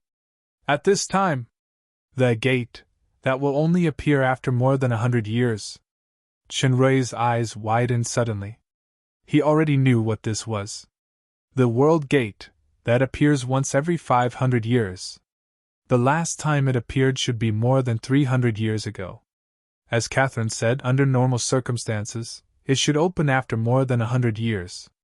Unexpectedly now, this gate will open the passage between the demon realm and the human realm. At the same time, it means a real war. Chapter 1207. Ben Hong and Catherine weren't the only ones who recognized the door. The lifespan of demons was far longer than that of humans. Even many civilians had experienced similar changes more than 300 years ago. As soon as the news came, the entire demon realm was shocked for a while. Now that the 3 empires of the demon realm had signed an alliance treaty and formed a confederation, the demons were ushering in a rare period of peace and rapid development. Unexpectedly, the gate appeared in advance at this time. This meant that the war between the 2 realms that happened once every 500 years would come ahead of schedule. According to the individual demon cultivators who returned to the devil world from the human world, the prosperity of the devil world had now caught up to that of the human world, and the demons had also enjoyed the peace of the past few years. However, conquering the sunlit surface world was a deep-rooted concept in the devil world for countless years, and it also contained countless generations of hatred. In the face of the impending war, the warlike blood in the bones of many demons boiled. In the Dark Moon's residence, the festive atmosphere of little Dano's birth had disappeared. Everyone had a solemn expression on their faces. Augula's body suddenly glowed with a faint brilliance. Is it the summoning contract? Chun-Rui had already determined the power characteristics of the brilliance. Yes. Dragon Emperor's father-in-law nodded. It's a contract signed more than 300 years ago. Catherine reacted the fastest. She asked in surprise, Your Majesty Augula's, is it the last war between the 2 realms? Yes. Augula's nodded. The target of this contract is not only the demon realm but also the races of the human world. The strength of the contractor is super? Chun-Rui had already guessed it. The content is that the super powerhouse is not allowed to interfere in the war? Or is there the so-called balance? Balance was the result of the war between the 2 realms that had been maintained for countless years. There was no real winner. Even if the Lord of Midnight Sun won a complete victory last time and almost drove straight in to destroy the human empires, he still ended up dying halfway. Therefore, the truth of this endless war was that there was no final victory or defeat. The only theme song was the annihilation of life. The purpose of this annihilation was sacrifice. Chenrui looked at the summoning contract power on Aguilas and said, "Let's go and have a look." "I'll go too!" Paglio, Lomont, and the others shouted. Isabella thought about it and said, "I'll stay. Athena, Duoduo, and Daudu are all here. They need to be taken care of and protected. I'll stay too." Jia looked at Alice, who was eager to make a move. This made the lowly princess, who wanted to watch the fun, suddenly discouraged. At the same time, Oliphius, Crabalus, Kia, and others stayed behind. With Isabella here, Chenrui felt a lot more at ease. After giving a few instructions, he loaded everyone into the Tower of Glory and flew toward the light pillar.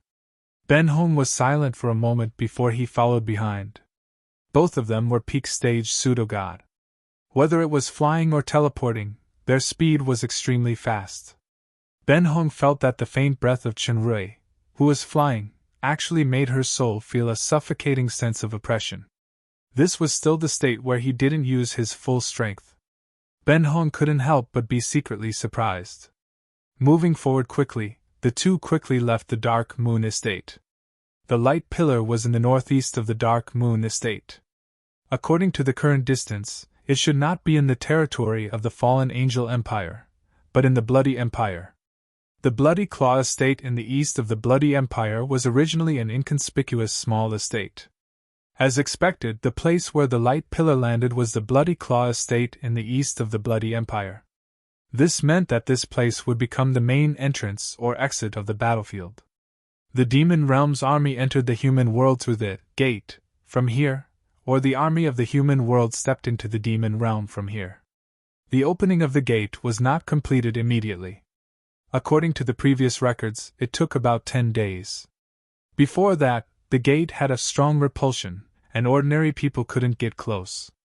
At that time, ordinary people didn't know that some of the flowing lights that passed by were not the energy of the light pillar itself, but the people who could enter the light pillar. When Chenrui entered the area of the light pillar, he felt a special force field, and he was immediately on guard. Don't resist. The function of this force field is to filter and repel people who are not under the power of the kingdom. Ben Hong's voice sounded in his mind. Sure enough, this force field surrounded Chenrui for a moment, and it automatically disappeared after sensing the power of the kingdom. Nothing happened. Chenrui nodded to Ben Hong and released everyone in the Tower of Glory. The weakest among them were Lomont and Tiffany, who had also reached the peak of the kingdom, so they naturally wouldn't be repelled. Looking at the light pillar in front of him, the contract light on his body became more intense, and he said, "Let's go in. There is only a space tunnel inside the light pillar. There is generally no danger. I guess the others will be here soon." Rala asked. "The others you mentioned include all the super masters in the realm of devils? I've participated a few times. The one 300 years ago, the representatives of the main forces and many independent cultivators came." Aguilas paused. "And it's not just the forces of the realm of devils who came." "Not just the realm of devils?" Chenrui's eyes narrowed. "It seems that we will meet an old friend. One has already arrived." Ben Hong looked up at the sky, only to see a flowing light flash, and there was already one more person in everyone's line of sight. The person saw Chenrui and Ben Hong, and frowned. His eyes glanced at Tiffany, and then rested on Rala for a moment, and finally returned to Chenrui. "It really is an old friend." Chenrui retracted his gaze. "How long has it been since we last met, Satan? It seems that you have gained a lot during this time." The person who came was Satan. Chenrui could see at a glance that Satan's strength had also increased considerably. It seemed that he had made some kind of breakthrough in fusing with the destruction vessel. Tiffany bowed to Satan from afar. "Teacher." With Satan's eyesight, he could see at a glance that the relationship between Tiffany and Chenrui was not simple. Thinking of how Chenrui had stopped him from carrying out the Temple of Darkness plan against the three empires, he sneered. "Tiffany, you seem to have found a bigger backer. Besides, the deal between us has been completed, so I dare not call you teacher." Tiffany's expression did not change, and she said, "In any case, you are still a teacher." Satan nodded. Not bad, you have some of the bearing of a queen, and your strength is almost at the demigod level. If you choose to return to my protection now, you will be the first pope of the Temple of Darkness in the future." Before Tiffany could speak, Chenrei said flatly, "Impossible." Satan sneered. "Humph. If it wasn't for the 10-year agreement, I would have completely crushed your confidence now." "Teacher, you are wrong. Whether I win or lose, I will not promise you," Tiffany said indifferently. "Because I am his wife." "Wife?" Satan was shocked. He suddenly thought of something, and his pupils suddenly shrank. Chenrei's face was as calm as ever. Now, he was not afraid of anyone. Even if all his secret identities were known to the world, what was there to be afraid of? "What a guile! Good scheme! Good means! I am not as good as you." Satan suddenly laughed. "With such an opponent, life will not be lonely." A look of admiration flashed in Chenrei's eyes. From the opponent's point of view, although Satan was cold, ruthless, and scheming, his bearing was the most praiseworthy of all his enemies. He and Satan might never be able to become friends, but if they could become opponents, their acquaintance would not be in vain. Chenrei slowly raised his hand but did not attack. Instead, 2 bottles of wine appeared in his hand, and he tossed one bottle to Satan. Ben Hong frowned because she also had a bottle in her hand. "There's no need to explain such a thing as recognizing the wrong person." Chenrei raised the bottle and said with a double meaning, "To depravity." A strange light flashed in Satan's eyes, and he also raised the bottle. "To depravity." Ben Hong seemed to remember something from the past. His hand trembled slightly, and he did not raise the bottle. Satan raised his head and drank the wine, and the bottle in his hand turned into particles and disappeared. "I haven't felt this way for a long time. When the time comes, I will have no regrets if I kill you or die at your hands." After he finished speaking, his body turned into a stream of light, and in the blink of an eye, he had already submerged into the beam of light. Chenrei looked at the crowd and strolled toward the pillar of light. The crowd followed closely behind. After watching these figures enter the pillar of light, Ben Hong looked at the bottle in his hand, silently removed the cork, and drank it in one gulp. After entering the pillar of light, there was a long passage, and then they came to a space similar to a hall in the center.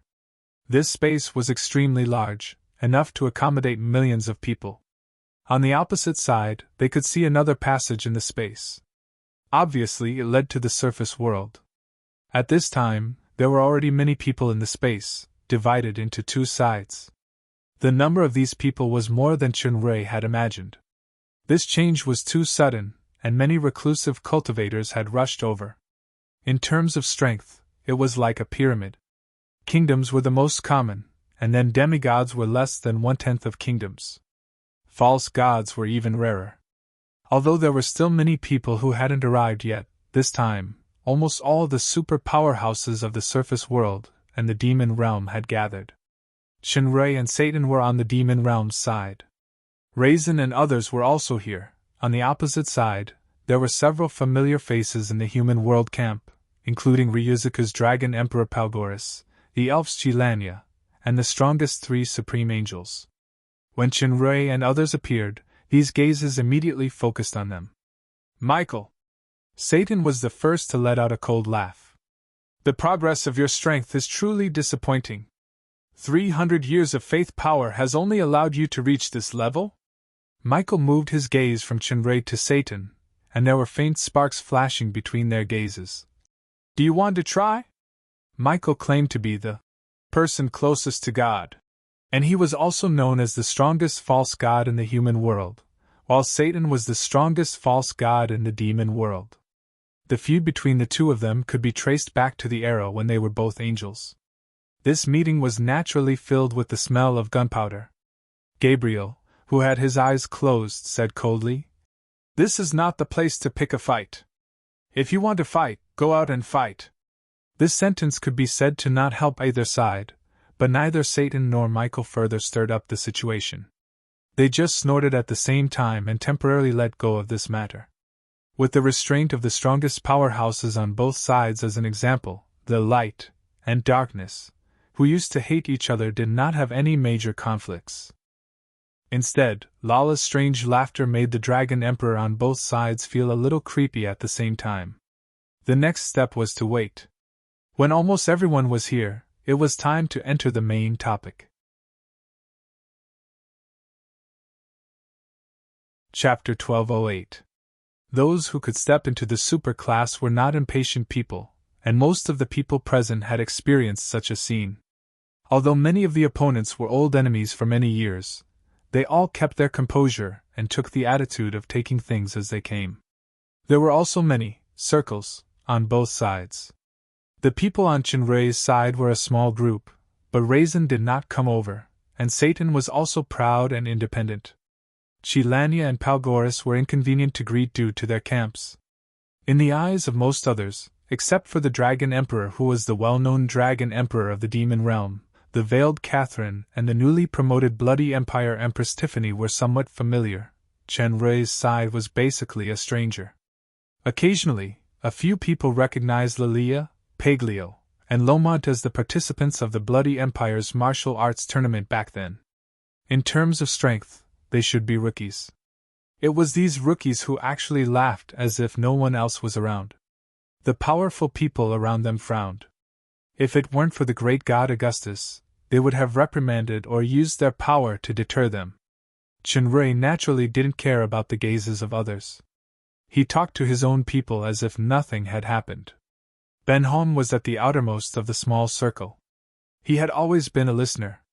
Of course, no one would have thought that this tall and slender beauty who seemed a little silent was the mysterious powerhouse Benhom who suppressed Satan, Charlier, and other peak stage fake gods to take away the silver box. While waiting, people came one after another. Chinrei saw another familiar figure, the former Bloody Empire's first general, Gustav. His real name was Bridget Samuel, the patriarch of the Samuel royal family. Bridget fought with Raisin desperately in the martial arts tournament of the Bloody Empire. Although it was breathtaking, he was defeated and died in the end. It was Catherine who saved him with the resurrection potion given by Chinrei and promised the Samuel royal family a place to live, so Bridget lent the furious king armor to Catherine. Catherine really kept her promise. Now, half of the Samuel royal family lived in the Shadow Empire, and the other half still stayed in town Essador of the Bloody Empire. The new Blood Empress, Tiffany, also adopted a relatively tolerant policy toward the Samuel family. She and Catherine jointly recommended Bridget to become one of the members of the Three Empires Alliance. Now that the Three Empires were allied, the Demon Realm was unprecedentedly united and peaceful. Even if they had any ambitions, they could only be born at the wrong time. However, the Samuel family was finally no longer facing an existential crisis. They could reproduce and develop relatively steadily. All right, the number of people is about right. Let's start. Michael was the first to speak. Michael's words made Chinrei raise his eyebrows. He slowly extended his fist. Purple starlight shone brightly on his body. A majestic and vast aura instantly filled the entire space. With Chinrei as the center, an unstoppable and powerful force field spread out in all directions. Wherever it passed, the cultivators were all repelled and sent flying. Rala, Benhong, and the others had received his telepathic communication early in the morning. They retreated in advance with Augustus.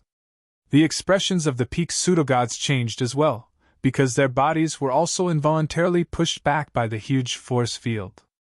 Michael and the others naturally did not want to be suppressed like this. Armor of faith appeared on their bodies at the same time. However, they still felt that it was getting more and more difficult. At that moment, they did not care about hiding and used their full strength. A faint light of destruction flashed in Satan's eyes. A round clock vaguely appeared behind him. There was a strange hand on the round clock. Michael turned into a huge phantom with 12 wings.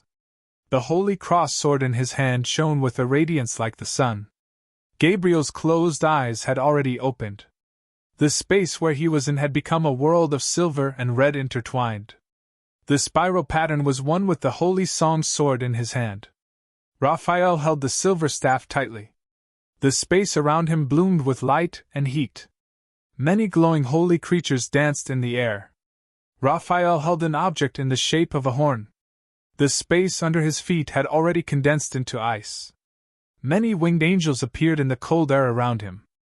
The moment these powers appeared, it was as if they were working together to suppress the purple starlight. The purple starlight gradually tightened. However, the compressed starlight became brighter and brighter. In the blink of an eye, a galaxy appeared in everyone's vision. In the galaxy, the dazzling constellations gradually gathered toward Shenrui.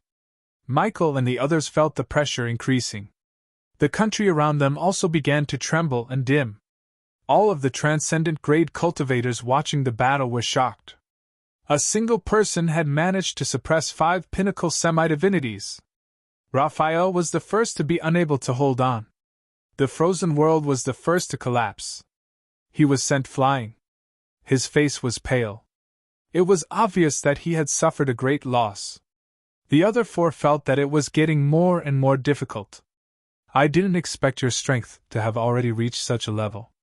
However, even if you defeat everyone, it's useless. You still can't change the result. This was Gabriel's voice. Although she wasn't the strongest, her Saint Battle Heart was the most special, so she was relatively more relaxed. Do you remember the clause in the contract that Benhong signed with us when he came to White Cliff that day? Shenrui could not help but restrain his power. Of course I do.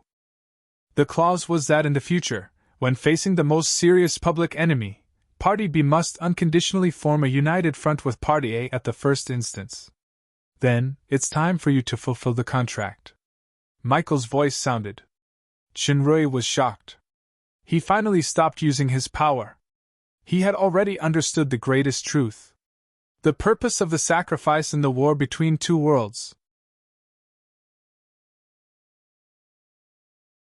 Chapter 1209. Abyss. The biggest trouble. The endless war between 2 realms and countless lives are all for the purpose of sealing the abyss. According to Shenrui's conjecture, the place where the abyss is sealed should be in the elemental realm. However, the truth of the seal was finally revealed today. Then, what's sealed in the elemental realm? Shenrui faintly understood something. It seemed that part of the fog that wrapped more of the truth was removed. It was not that Benhong or the others deliberately kept him guessing. Given the scene when Moore revealed the secret of the elemental realm, some things were affected by an invisible rule. If he revealed it rashly, he would be destroyed like Moore. If you want to show your power, you've achieved your goal. However, if you want to stop the war or the contract, you'll be the enemy and sinner of the entire world no matter what your purpose is. Raphael said with a sneer. Your power is indeed amazing. None of us can defeat you in a one-on-one fight. However, don't be too complacent. If we, the 3 Supreme Angels, launch the Oracle formation with the secret skill of Fusion Kingdom, we will definitely suppress you. Oracle formation? Shenrui slightly frowned. After I've shown such a great power, how could Raphael still be so confident? You won't have a chance to fuse. Benhong's voice sounded. Meanwhile, Benhong and Rala appeared beside Shenrui. Benhong's chi locked onto Raphael while Rala's chi locked onto Shenrui. Shenrui's eyes flickered. It seems that this Oracle formation is indeed unimaginably powerful. Otherwise, Benhong wouldn't make such a move. Besides, the Oracle formation should also have the weakness that it could be broken one by one before the fusion is successful. This battle is meaningless. Satan opened his mouth. Actually, you should be clear that the lives sacrificed in the war between 2 realms are more important than the entire world. If your strength is only at the level that you've just displayed, then I can tell you bluntly that, just like us, your strength is not enough to change the outcome, and you can't afford to fail. This sentence made Shenrui silent. The abyss was his greatest enemy. Back then, he joined forces with Satan to destroy the main altar of despair. If it were not for Helen Siren's heart, his soul would have completely collapsed under the power of the Lord of Despair, Delothro's clone. That was just Delothro's projection. According to Benhong, the Lord of Despair was the weakest among the 3 Lords of the Abyss. Although Shenrui's current strength was far greater than it had been in the past, and even Satan and Michael were no match for him. From Satan's words, it was clear that Shinrei was no match for the three juggernauts. What's more, the three juggernauts had an endless army of abyssal demons under their command. This is a painful choice, but it's a choice that has to be made. In the distance, Augilus spoke. Although he was only a middle-stage false god, compared to those peak false gods, he knew the character of his future son-in-law better. This man possessed incredible power, and at the same time, there were things in his heart that were superfluous to the strong. Perhaps it was because of this that he was able to achieve such incredible things.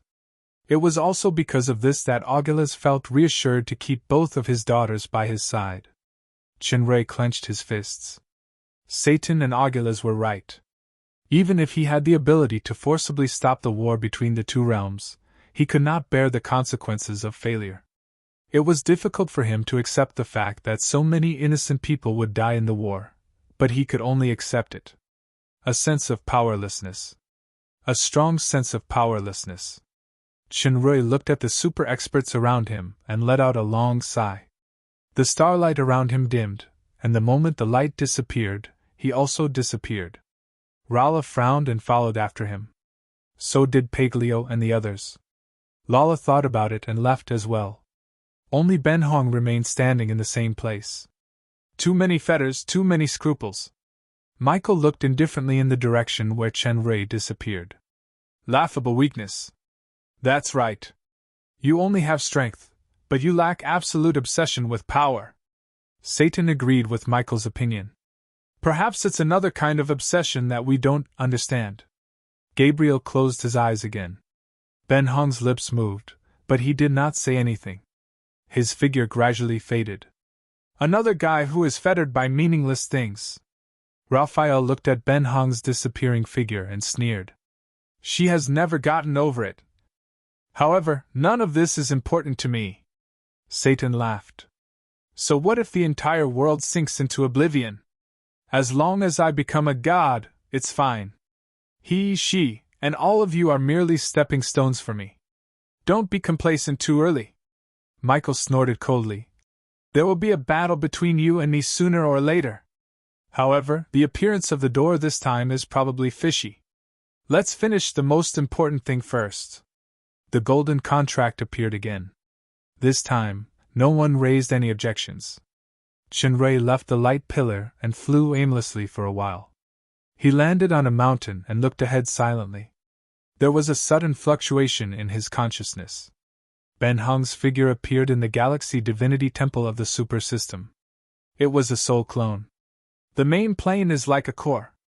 The periphery is an eternal protective barrier laid by divine power. Any power that is not allowed is excluded outside the barrier. However, due to the fall of the Supreme, eternity is no longer there. Infinite has become limited. Only life force can be sacrificed to fill the barrier for protection. Not only the power is greatly reduced, but continuous sacrifice is also needed. The door is a warning sign that the power of the barrier is close to exhaustion, so a war must be fought. However, one day, the door that has lost eternity will collapse.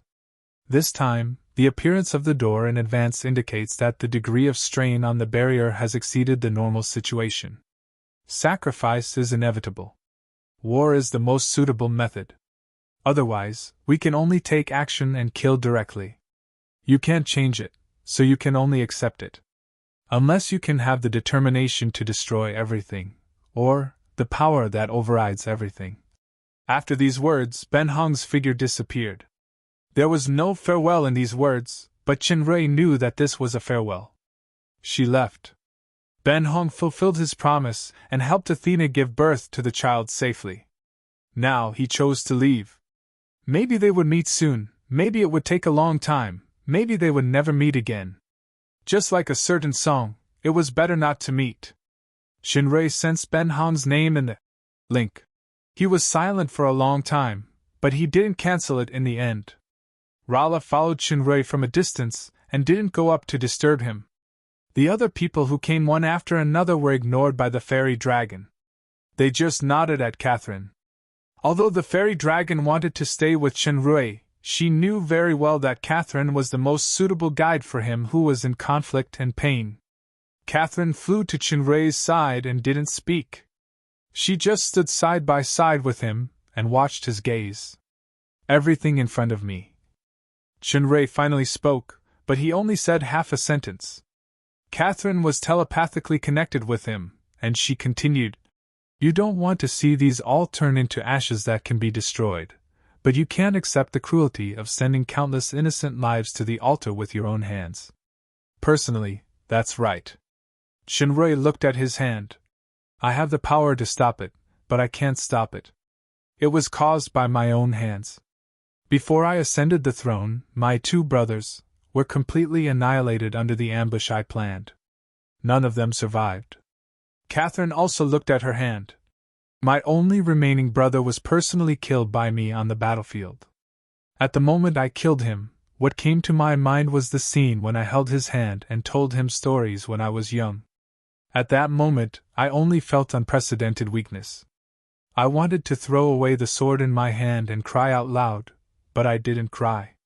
Instead, I raised the sword with blood flowing, accepting the cheers of the soldiers and the surrender of the enemy." Chinray held Catherine's hand. Tears flashed in Catherine's eyes, but her tone was still calm. "For me, they are my last siblings, but for the Shadow Empire, they are the source of turmoil. If I don't kill them and pacify the Empire, more people's siblings will die because of this. I don't remember how many times I woke up crying in my dreams. I curled up alone, trembling in loneliness and pain, and I even wanted to give up my life. However, in the face of the throne that controlled the life and death of the entire empire, I became a cold and emotionless empress again. On that throne, there were countless lives that passed through my hands, and many of them were actually innocent people. For the sake of the entire empire, I had no choice." "Catherine." Chinray held Catherine's hand tighter. Catherine gently leaned on his shoulder. "I have hoped and fantasized more than once that my father was not poisoned by my eldest brother, that my brothers would not rebel for the throne, and that I am still the princess who is loved by my father and brothers and worshipped by my younger brother. I can no longer use a mask to hide my loneliness and fear. I can rely on a strong arm, hold his hand, and share each other's pain and happiness." "I understand what you mean." Chinray let go of his hand and gently hugged Catherine's waist. Some of her hopes could never be realized, but some had been realized. Because this was hope. We can suffer because of reality, but we can't lose hope. Tiffany also came to his side. "This is what you once said to me. Hope. In order to protect all hope, burn everything to fight." This was the vow in his heart. Whether it was sadness or decadence, this vow would not change. Chinray nodded and held Tiffany's hand. Miss Long deliberately coughed behind him. Chinray and the 2 empresses looked at each other and smiled. He turned around, opened his arms, and gave Rala a hug. Chinray looked at the people in the distance and felt the warmth wrapped around his heart. He felt confident and determined again. A stronger power that overrides everything. Chinray took a deep breath and raised his head. It was as if there was a strange eye in the void that was looking at him. The elves were the strongest archers and mages. If used properly, they could play a decisive role on the battlefield. The dragons and the dwarfs also sent their own armies. The dragons were naturally powerful, and even the dwarfs had extraordinary combat power that surpassed ordinary human soldiers. With the addition of the reinforcements from the 3 major races, the battle power of the allied forces became even more powerful. They were even more confident in defeating the demon world. For a moment, the morale of the entire surface world was high. Silver Moon Immortal Capital.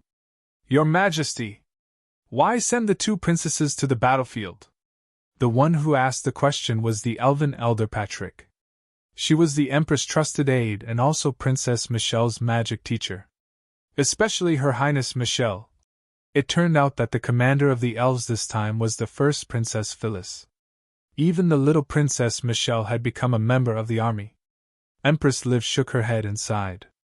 There's a saying that goes, an unpolished jade is worthless. Whether it's Phyllis or Michelle, they will grow up sooner or later. Don't worry. With Elder Chilania and Elder Finoa protecting them in secret, nothing will happen to them. Another trusted elder, Cherapan, also spoke up. Please forgive me for being blunt, but from what I can see, Your Majesty's decision is ill-considered. The elves rarely participate in the war between the two worlds. Regardless of whether they win or lose, there will always be casualties. The birth rate of the elves is low to begin with, and their population is limited. If there are casualties, it will be an irrecoverable loss. This time, we have sent out almost all of our elites. I want to know the specific reason. That's right. This is only the beginning of the war. The outcome of the battle is still unclear. Based on past situations, our best attitude is to wait and see. You don't have to say anything more. This is Lady Elusier's order before she left. Empress Liv's words caused the two trusted elders to fall silent. Final order. After a while, Cherapan asked. Lady Elusier already knew that the gate would open. Empress Liv did not reply. She only looked into the distance quietly. In reality, Elusier had said more than that. However, Empress Liv did not say the rest. The demon world was also nervously preparing for battle. Although the three empresses knew the truth of the war between the two worlds, they also knew that this war was unavoidable. This was a calamity. Only when enough lives were lost could it end. It was either the lives of the demons, or the lives of the races on the ground. No one was willing to sacrifice their own race, so this war must be fought, and they must not lose. Originally, the commander of the demon world was Catherine. However, Catherine, Jia, and Tiffany were already super-grade powerhouses. According to the restrictions of the contract, super-grade powerhouses were not allowed to participate in the war. Even if the three empresses did not sign the contract, as long as they appeared on the battlefield, they would be besieged by the super-grade powerhouses of the two worlds. Even if Chinrui was there to suppress the three supreme angels, Satan, and others, this would cause a higher-level war. Most importantly, the war between the two worlds with the sacrificial nature was still unavoidable. It could be said that the gains did not make up for the losses. The gate of the demon world was in the Bloody Empire, but the three generals of the Bloody Empire were re-promoted by Tiffany after she ascended the throne. Although their abilities were good, they were not strong enough to become the commander of the entire Demons Coalition army. At this time, Catherine, who used her illness as an excuse, recommended a candidate, Gerent, the second general of the Fallen Angel Empire. Gerent's military talent was quite outstanding. Even the first general of the Fallen Angel Empire, George, praised him. Catherine recommended the general of the Fallen Angel Empire instead of her own Shadow Empire. She also showed convincing fairness and calmness. Sure enough, after several generals of various countries carried out a friendly military deduction, Gerent's ability was recognized by all parties. He became the commander of the Demons Coalition army as expected. The upper echelons of the three countries also knew that in addition to Gerent, the commander on the surface, the first sage, Catherine, would also plan behind the scenes to become a veritable double insurance. 10 days had passed. The gate had officially formed, and the repulsive force had disappeared. Ordinary people could approach without any hindrance. The hall and companions in the light beam disappeared and became a pure gate. In other words, as long as one entered the light beam, one could directly come to another world. Separated by a gate, the difference between life and death. The coalition forces of the two worlds were still constantly gathering and dispatching troops to make various preparations. It was fine if they didn't make a move, but once they made a move, it would definitely be a swift and fierce attack. The war had not yet started, but the atmosphere was already more tense. Dark Moon City streets. Chinrui walked slowly, forming a sharp contrast with the somewhat rapid footsteps of the people around him. After the gate opened, the pace of life in various cities involuntarily accelerated. Hurry up, I heard that Tana supermarket is about to run out of stock. Yesterday, 50 Fallen Angel Jinyuan bonds could still buy a bag of flour, but it has risen to 70 today. Why are you still using fallen angel genuine bonds? You can use crystal coins directly now. I know, but the bank has a maximum limit every day. Each person can only withdraw a certain amount at a time. Didn't you see the long queue at the bank door? I can't even squeeze in. Stop talking, let's go quickly. Even in the demon realm, not everyone loved war. For the majority of people who were enjoying the rare peace and becoming more and more peace-loving, the opening of the gate was like a sword of Damocles hanging high in the sky.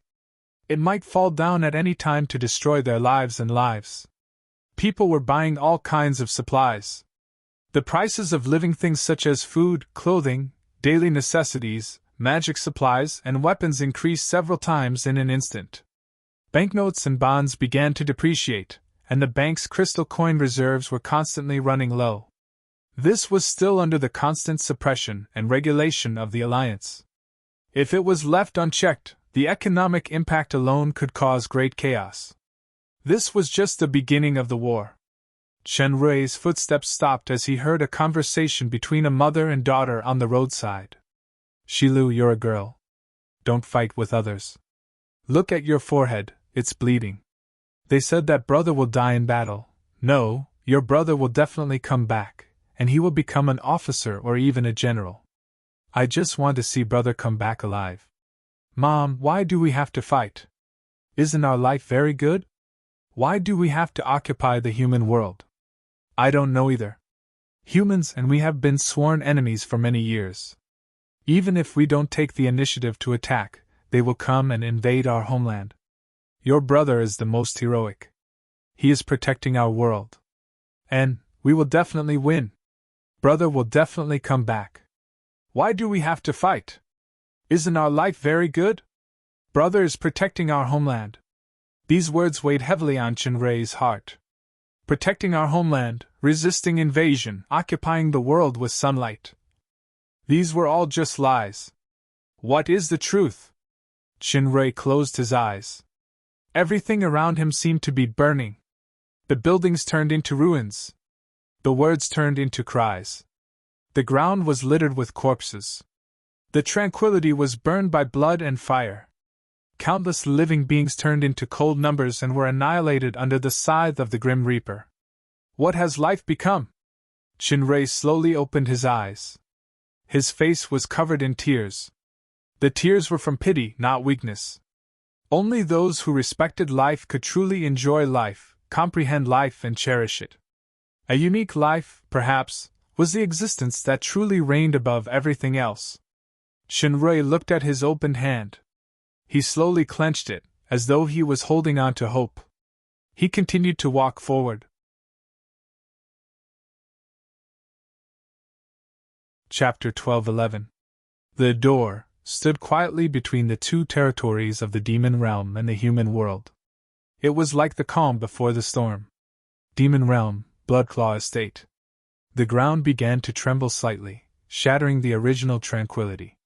The Demon Realm Coalition Command, which had been paying close attention to the movement of the door, immediately saw this scene on the magic TV screen. At the same time, the scout's report was also sent over immediately. Take the initiative to attack? Gerent, the commander of the Demon Realm Coalition Command, showed a meaningful smile. The enemy's attitude is more active than we expected. However, this is also expected. Let's see the strength of the human coalition. The door of the Bloodclaw estate flashed, and a large number of heavily armored soldiers appeared. In the history of the war between the two realms, most of the time, the Demon Realm took the lead to attack humans, but there were also many humans who took the initiative to attack the Demon Realm. Burning the flames of war into the enemy's territory was a tactic and also a strategic need. This group of heavily armored soldiers was the vanguard of the human coalition. It was the first time for almost all the soldiers to enter the legendary, terrifying Demon Realm. As soon as they entered, they felt a chill. There were actually two suns in the sky, but they were not very dazzling.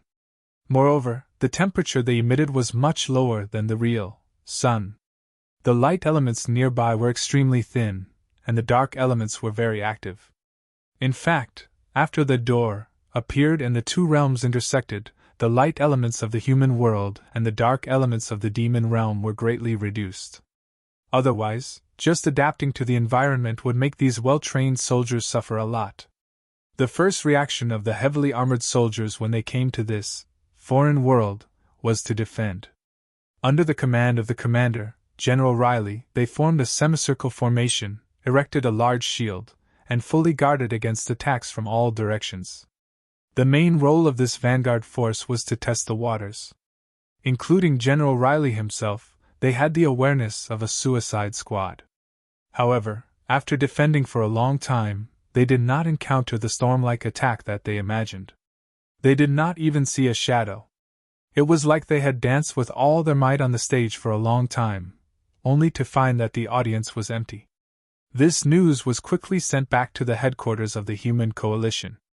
They originally thought there would be a fierce encounter, but they did not expect this situation. For a while, the generals at the headquarters of the Human Coalition were discussing. "General Sandro, what do you think?" The Supreme Commander, Rex the Great, did not come to a conclusion directly.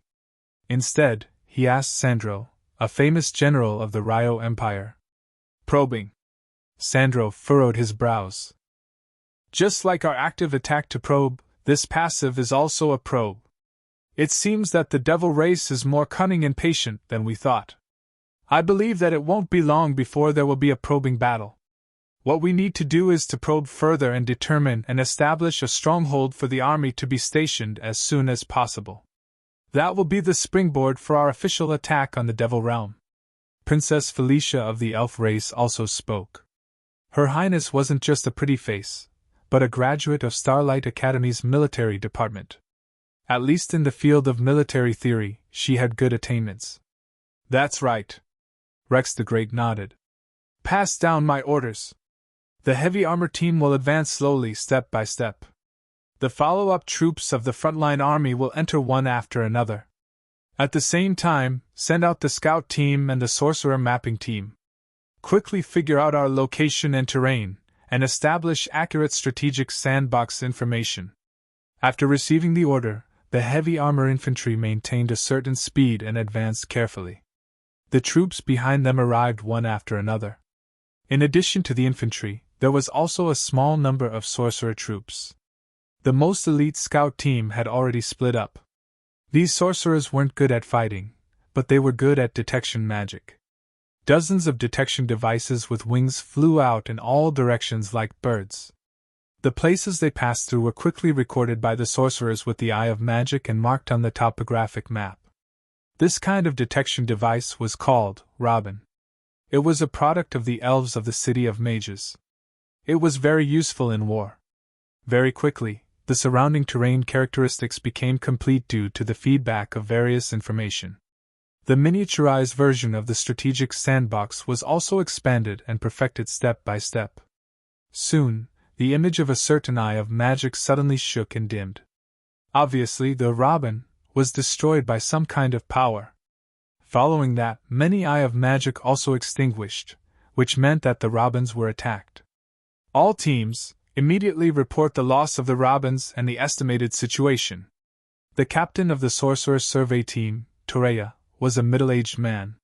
He didn't panic and continued to give orders. "Captain, 2/3 of the Robins have been lost. The locations that were attacked are about 10 to 15 kilometers. It should be a long-range attack. Captain, the scout team was also attacked and completely annihilated. The means of attack is also long-range, most likely magic firearms. If we estimate based on the range of our magic guns, the enemy's ambush should be within 20 kilometers. Maybe because of the wide range, the firepower isn't very concentrated." Commander Riley and Toreya exchanged glances and muttered. "It seems that the demon realm really does have magic firearms, and it has been popularized in the army. I don't know how the magic firearms of the demon realm are compared to ours. We need to further study it. Let's report the preliminary evaluation results first." Finally, after paying a lot of losses, the scouts brought back a piece of news. They found a small town. The small town was empty without any residents. All the supplies were also removed. It was a completely empty city. The other troops behind also entered the demon realm one after another.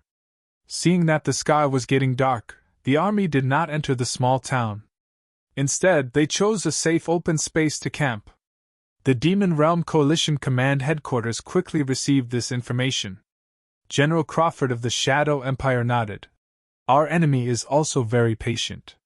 If we want to eliminate these soldiers, we also have to mobilize considerable strength. Town Terry is problematic at first glance. As long as they are not reckless, they will definitely not act rashly. Gerent smiled slightly. The enemy is still testing us. They want to use this group of soldiers to draw out our main force. If I guess correctly, this batch is just a bait that can be abandoned at any time. The real elite troops are waiting outside the door to swallow us. Based on this move alone, our opponent is bold and ruthless enough. Coryphon, one of the 3 new generals of the Bloody Empire, sneered. Since they are willing, we will swallow them all. Fighting in the demon realm is purely courting death. Even if it is a head-on battle, we have absolute confidence. No. Gerent shook his head. This group of troops is their bait. It's not impossible to turn them over and become our bait. Even if we swallow that group of enemy elites ambushing behind the door, we will only be a little full. Our appetite should be bigger. Coryphon was startled.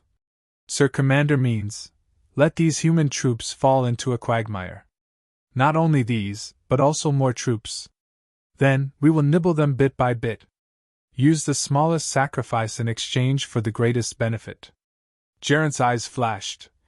Now, give the order to execute Plan Number 3. Plan Number 3? The generals were taken aback. Are we going to dispatch that legion? At night. The barracks of the Human Coalition Army. As recorded in the ancient books, the moon of the demon realm is actually purple.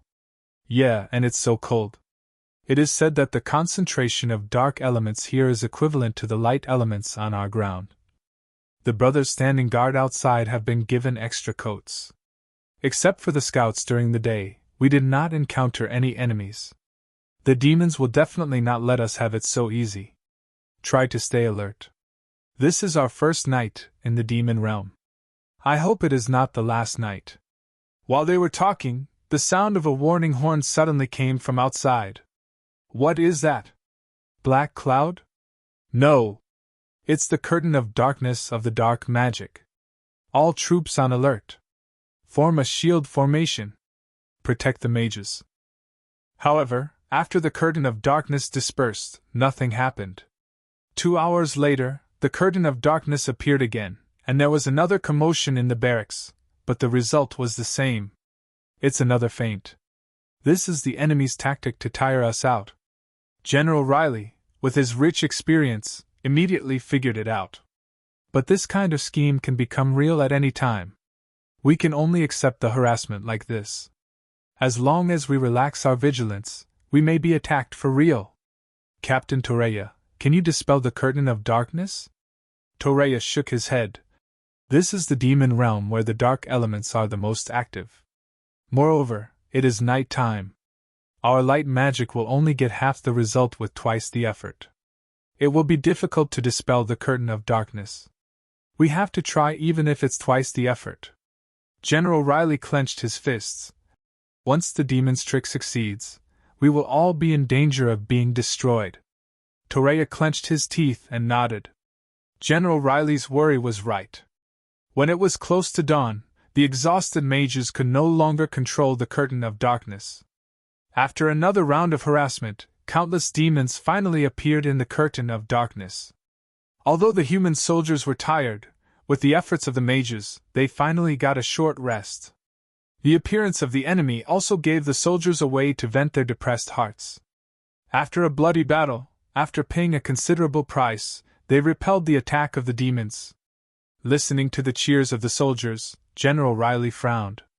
The attack of this group of demons was extremely fierce. They did not care about their lives at all. Some even did not hesitate to use some kind of item to self-destruct, each in exchange for double the damage. However, the equipment of these demons was very ordinary. They did not have the elite equipment that the vanguard of the attack had expected. Instead, they looked like very ordinary soldiers. What was going on? This victory was also beyond the expectations of the commanders of the human coalition army. The bait that was released went against the enemy instead. The large army that was ready to go felt like they had punched the air instead. In any case, this war had just begun. In the plain of nightmares, a figure stood on the hillside.